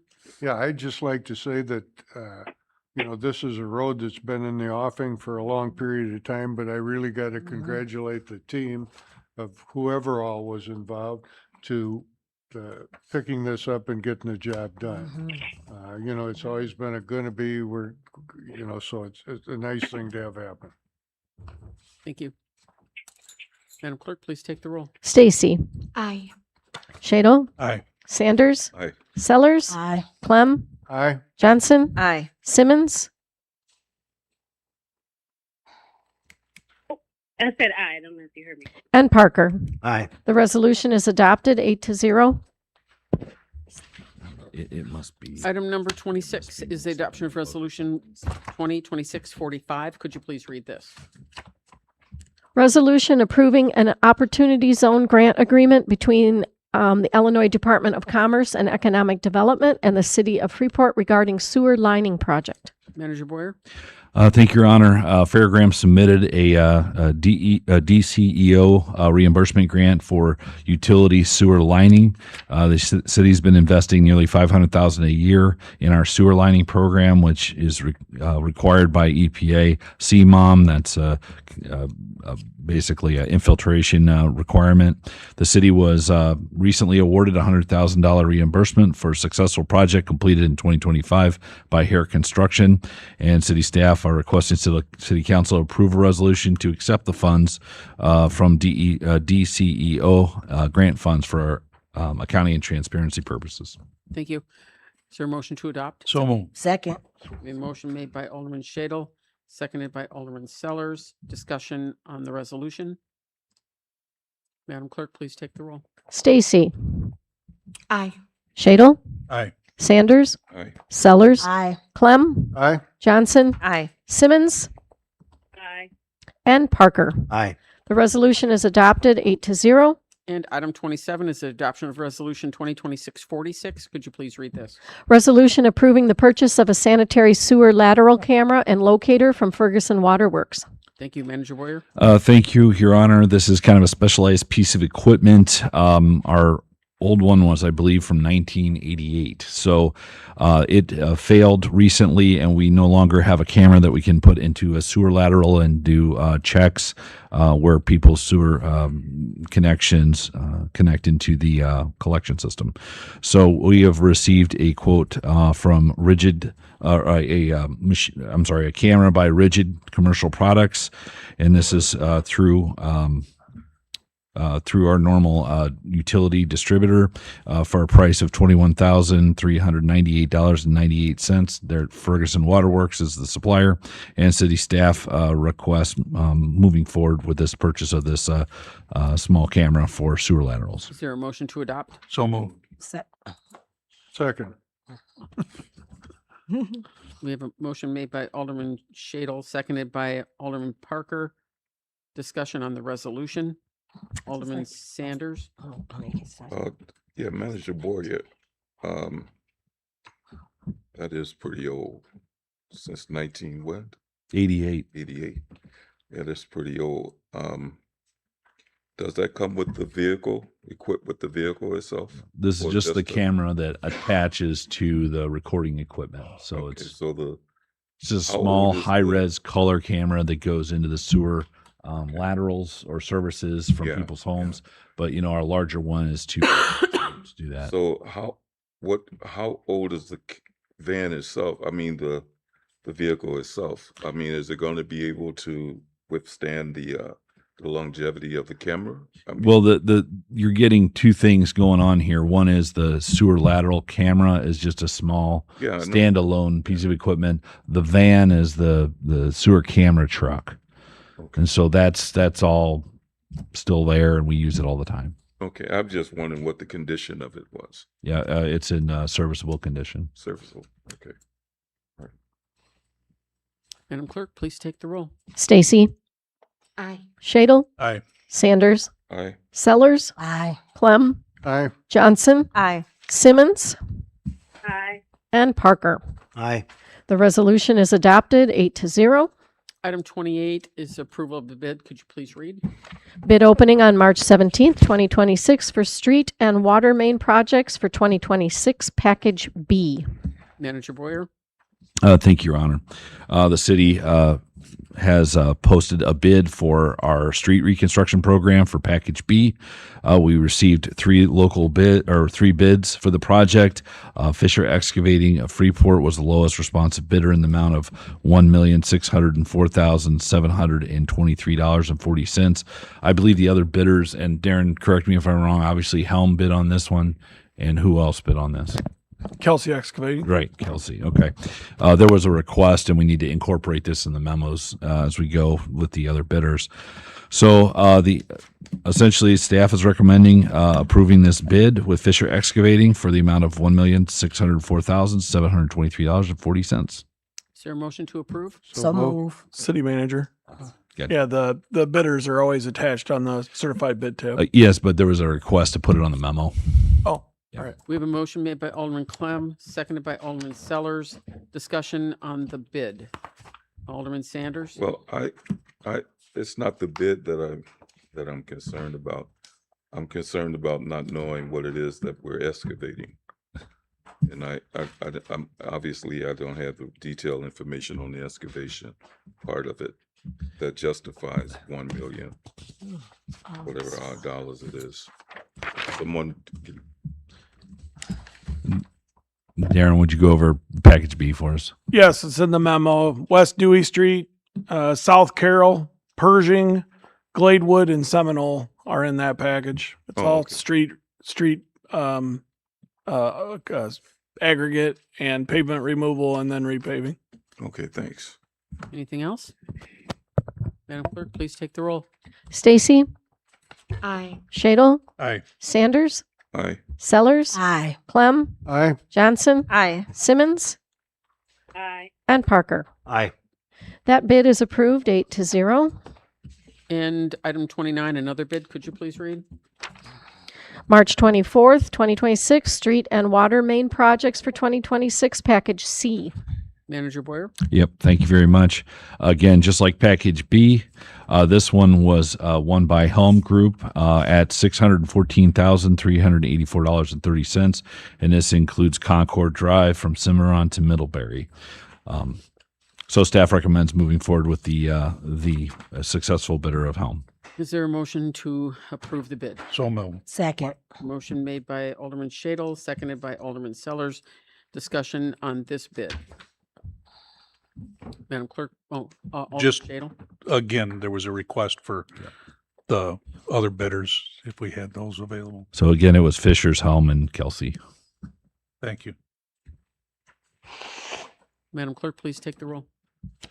Stacy, Aye. Shadle, Aye. Sanders, Aye. Sellers, Aye. Clem, Aye. Johnson, Aye. Simmons,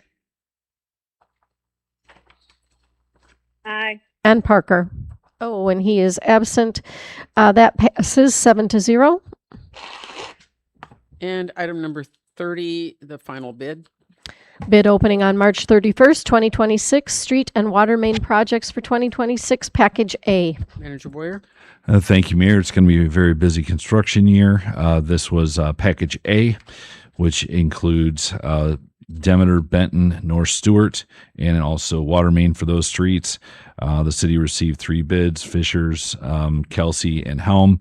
Fisher's was the low bid at $2,479,388, and staff recommends moving forward with this bid. Is there a motion to approve? So move. Second. A motion made by Alderman Clem, seconded by Alderman Shadle.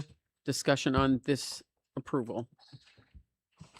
Madam Clerk, please take the roll. Stacy, Aye. Shadle, Aye. Sanders, Aye. Sellers, Aye. Clem, Aye. Johnson, Aye. Simmons, Aye. and Parker. Aye. The motion passes 8-0. And item 31, another bid.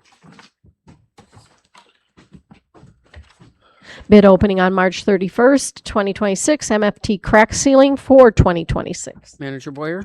Thank you, Your Honor. Every year, as we pave roads, a year or so later, we need to go and do our first maintenance step and route and fill those cracks with a mastic. That helps preserve the road and begins it off on the right path in terms of its wear. This year, we solicited bids for the crack filling process. The winning bidder was Dendler Incorporated. The low bid was $105,777.93. And the other bidders were Complete Asphalt Service Company and SKC Construction. So staff recommends moving forward with the Dendler bid for $105,777.93. So move. To approve? Second. Motion made by Clem, seconded by Sellers. Discussion on the bid. Madam Clerk, please take, Alderman Stacy? So the city workers will not be doing any of this pavement? It's all going to be done through this company? It's not paving, it's crack sealing. Crack sealing? And we never do it. We don't have the equipment for crack sealing. Madam Clerk, please take the roll. Stacy, Aye. Shadle, Aye. Sanders is absent. Sellers, Aye. Clem, Aye. Johnson, Aye. Simmons,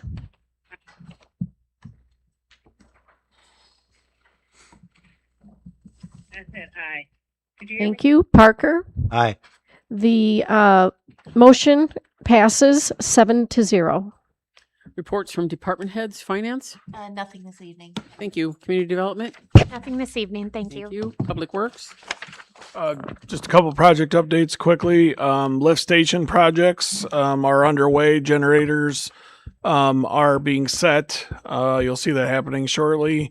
Automatic transfer switches, electrical will be changed. The MCC cabinets are in a delay from the manufacturer, so they won't be until June. The parking lot really started under heavy construction today down at the municipal lot downtown. They're installing storm sewer and moving forward with pavement removal. The Viaduct project, we've been talking about that forever. The utilities are done.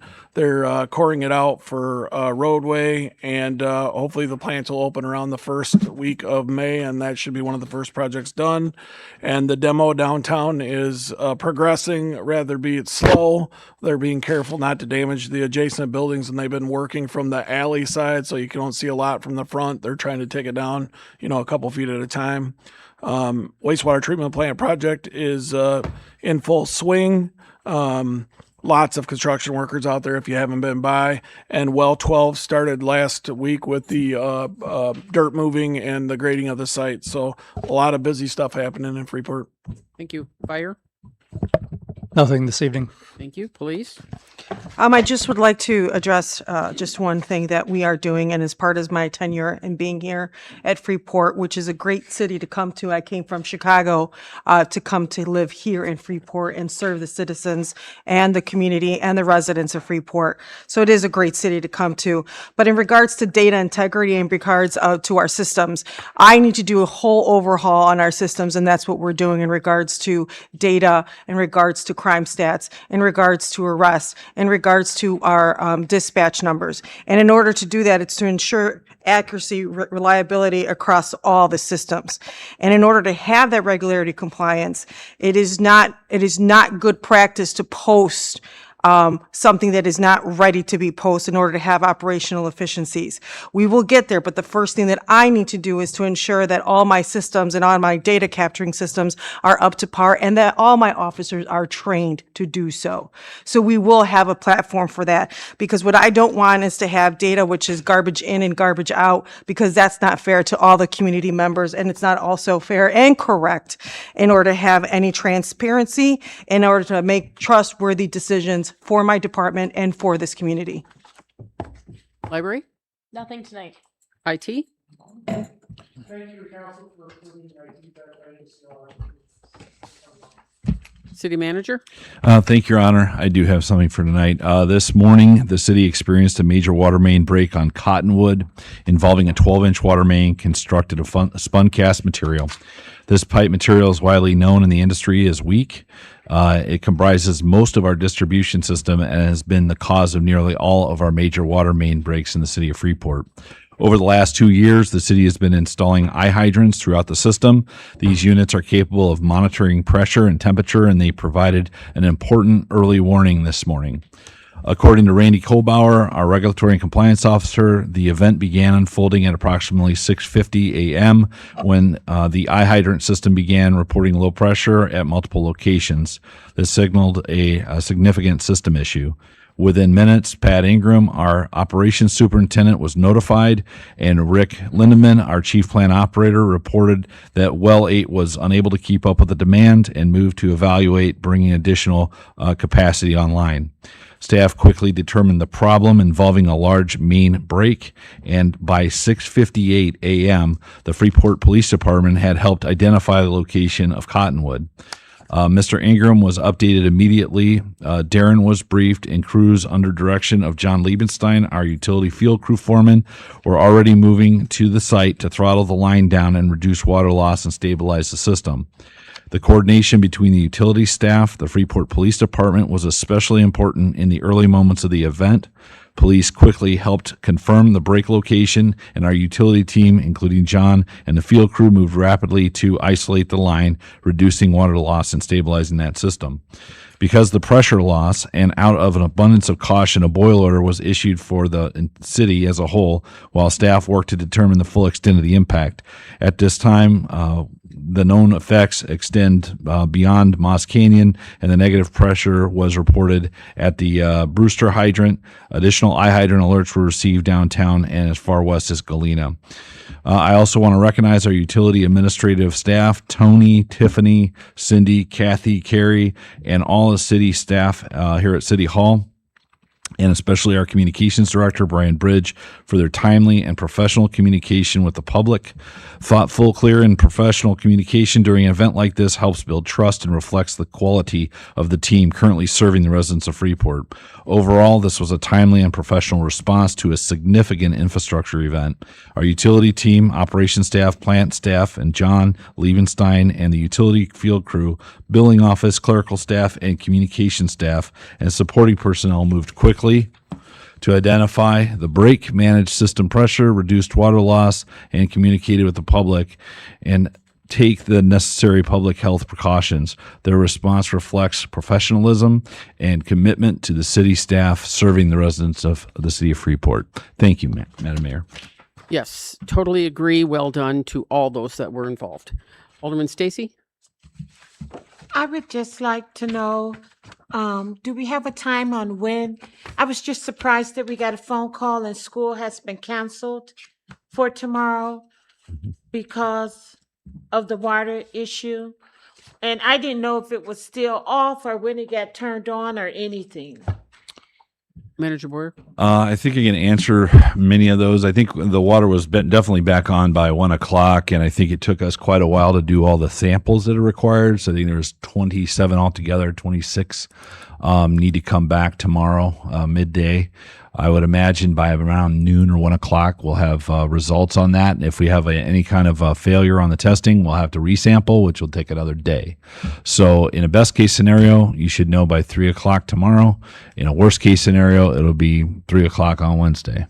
And you're talking about for the boil order. Yes, which the is boil why order. they're just being cautious. The school district will get a notice, a call, or? Yes. Alderman Shadle? Just want to thank the chief for choosing us. Alderman Sanders? No, not at this moment. Alderman Sellers? I'd just like to say that I am a little excited about all the work that's going to be going on this summer and just waiting to see all the results when we get it all done. Alderman Clem? Thank you to all involved in the ordeal this morning and the work getting it done. Attaboy to Brian. He got out communications early, and a lot of people were happy. And keep in mind, tell me if I'm wrong, city manager, but boiling water mainly consists of any water that you drink or that you cook with. Other than that, your water is fine to use and so on and so forth. I did get some calls on it, but great job in getting it done, and it's tough dealing with some of the old stuff we have. Alderman Thank Johnson? you, Chief, for your I'm input. sorry. Alderman Johnson? I agree with Tom with everything he said, and also congratulations to all those who got promotions. I love to see people moving forward and stepping into the things they're designed for. Alderman Simmons? I don't have anything. Thank you. Alderman Parker? Nothing tonight, Your Honor. And that leaves us with public comment. Madam Clerk, I know you have one that was to be read in. I received an email from Carol Krupke. Dear City of Freeport councilpersons, Mr. Boyer and Madam Mayor, a lot has been talked about in regards to the possibility of allowing animal control personnel to euthanize feral cats that are trapped by the city. I don't really understand this at all. You have an organization, NIPCO, run by volunteers that Freeport has worked well with previously, ready and willing to continue addressing the issue of feral cats in the city. Why is this efficient and knowledgeable organization not being allowed to work as a team with Freeport? Letting NIPCO work with the city is much more cost effective, no additional training, education for personnel, and much more humane. Before anything is set in stone, please, I'm asking you for myself and on behalf of the innocent animals to come back to the table with NIPCO and work together to make the cat population naturally go down. Carol Krupke. Yes, ma'am. Good evening. My name is Maddie Brown. I live at 124 North Sunset. I'm kind of nervous. The reason I'm here was because I read this newsletter and it said animal control gave information in 2025 that they trapped skunks. This is 2026. We notified animal control in 2025. They said they didn't do skunks.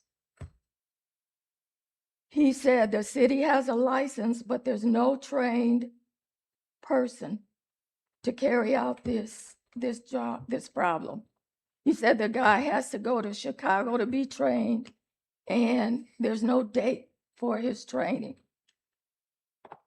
The breeding system is come and gone, and my neighbor has hired 4 trappers, which is $375 to $400. Then when they come back, it's another $100 or $175. They caught a total of 4 skunks and a cat. Let's see, we called animal control, they didn't help. We called the alderman, he referred us to the city manager, no response from that office. Talked to the executive assistant of the mayor. She said, call Rockford, and wild animals will be wild animals. I called the Illinois Department of Natural Resources. They don't handle wildlife inside the city. They referred me to another phone number. It's not just Sunset, Heard, Stewart, Green State. I was there after hours at the teller, and the whole area was a cloud of skunk spray. I asked for a budget. Is there a budget to help my neighbor especially fight a surplus budget somewhere, discretionary funds, a grant that would help, because they have 1 to 7, and this is second year, and they can spray 1 in the afternoon, in the mornings, 1 to 3 a.m., you wake up with that odor all over. And it just doesn't go away in a few minutes. It lingers. So everybody says, suggest trappers. We've done that, and they're not effective. So I'm asking, can we speed up the training? Can we get some kind of committee or somebody that can tone this down, get rid of them before it gets a lot more out of hand? My voice is Ms. terrible. Brown, your Sorry. time has expired, but I'm sure that either the public works director or the city manager can answer your questions in just a couple of minutes. Is there any other public comments? Yeah, your time has expired. I called the public works. There's the director. When we're over. Did I talk to you? And I explained to you about the neighbor and they leaving the house. But your time has expired, Ms. Brown. You'll have to wait until the meeting's done, and then he'll help you. Anyone else?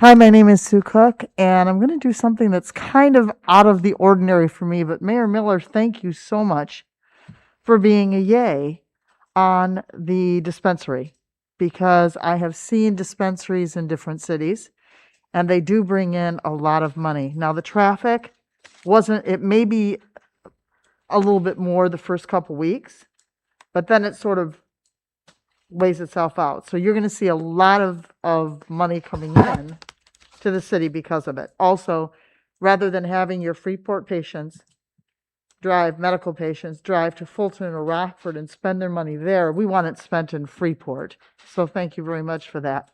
Thank you very much for being so eloquent. You weren't treated right. Thank you very much for being so eloquent. And the other thing was, I was going to say something about the cats. Carol did say pretty much exactly what I was going to say regarding the feral cats. However, if there is a capture of a feral cat, Fortunate Souls is the place that will take feral cats and retrain them, whether they be adults or kittens, whether they're nipped and have been neutered or spayed. Fortunate Souls is the place to call. But please don't euthanize them, because I don't know how with a feral you'd be able to get into a vein, and a heart stick would be horrible. So especially for kittens that didn't ask to come into this world. Thank you very much. Any other public comments this evening?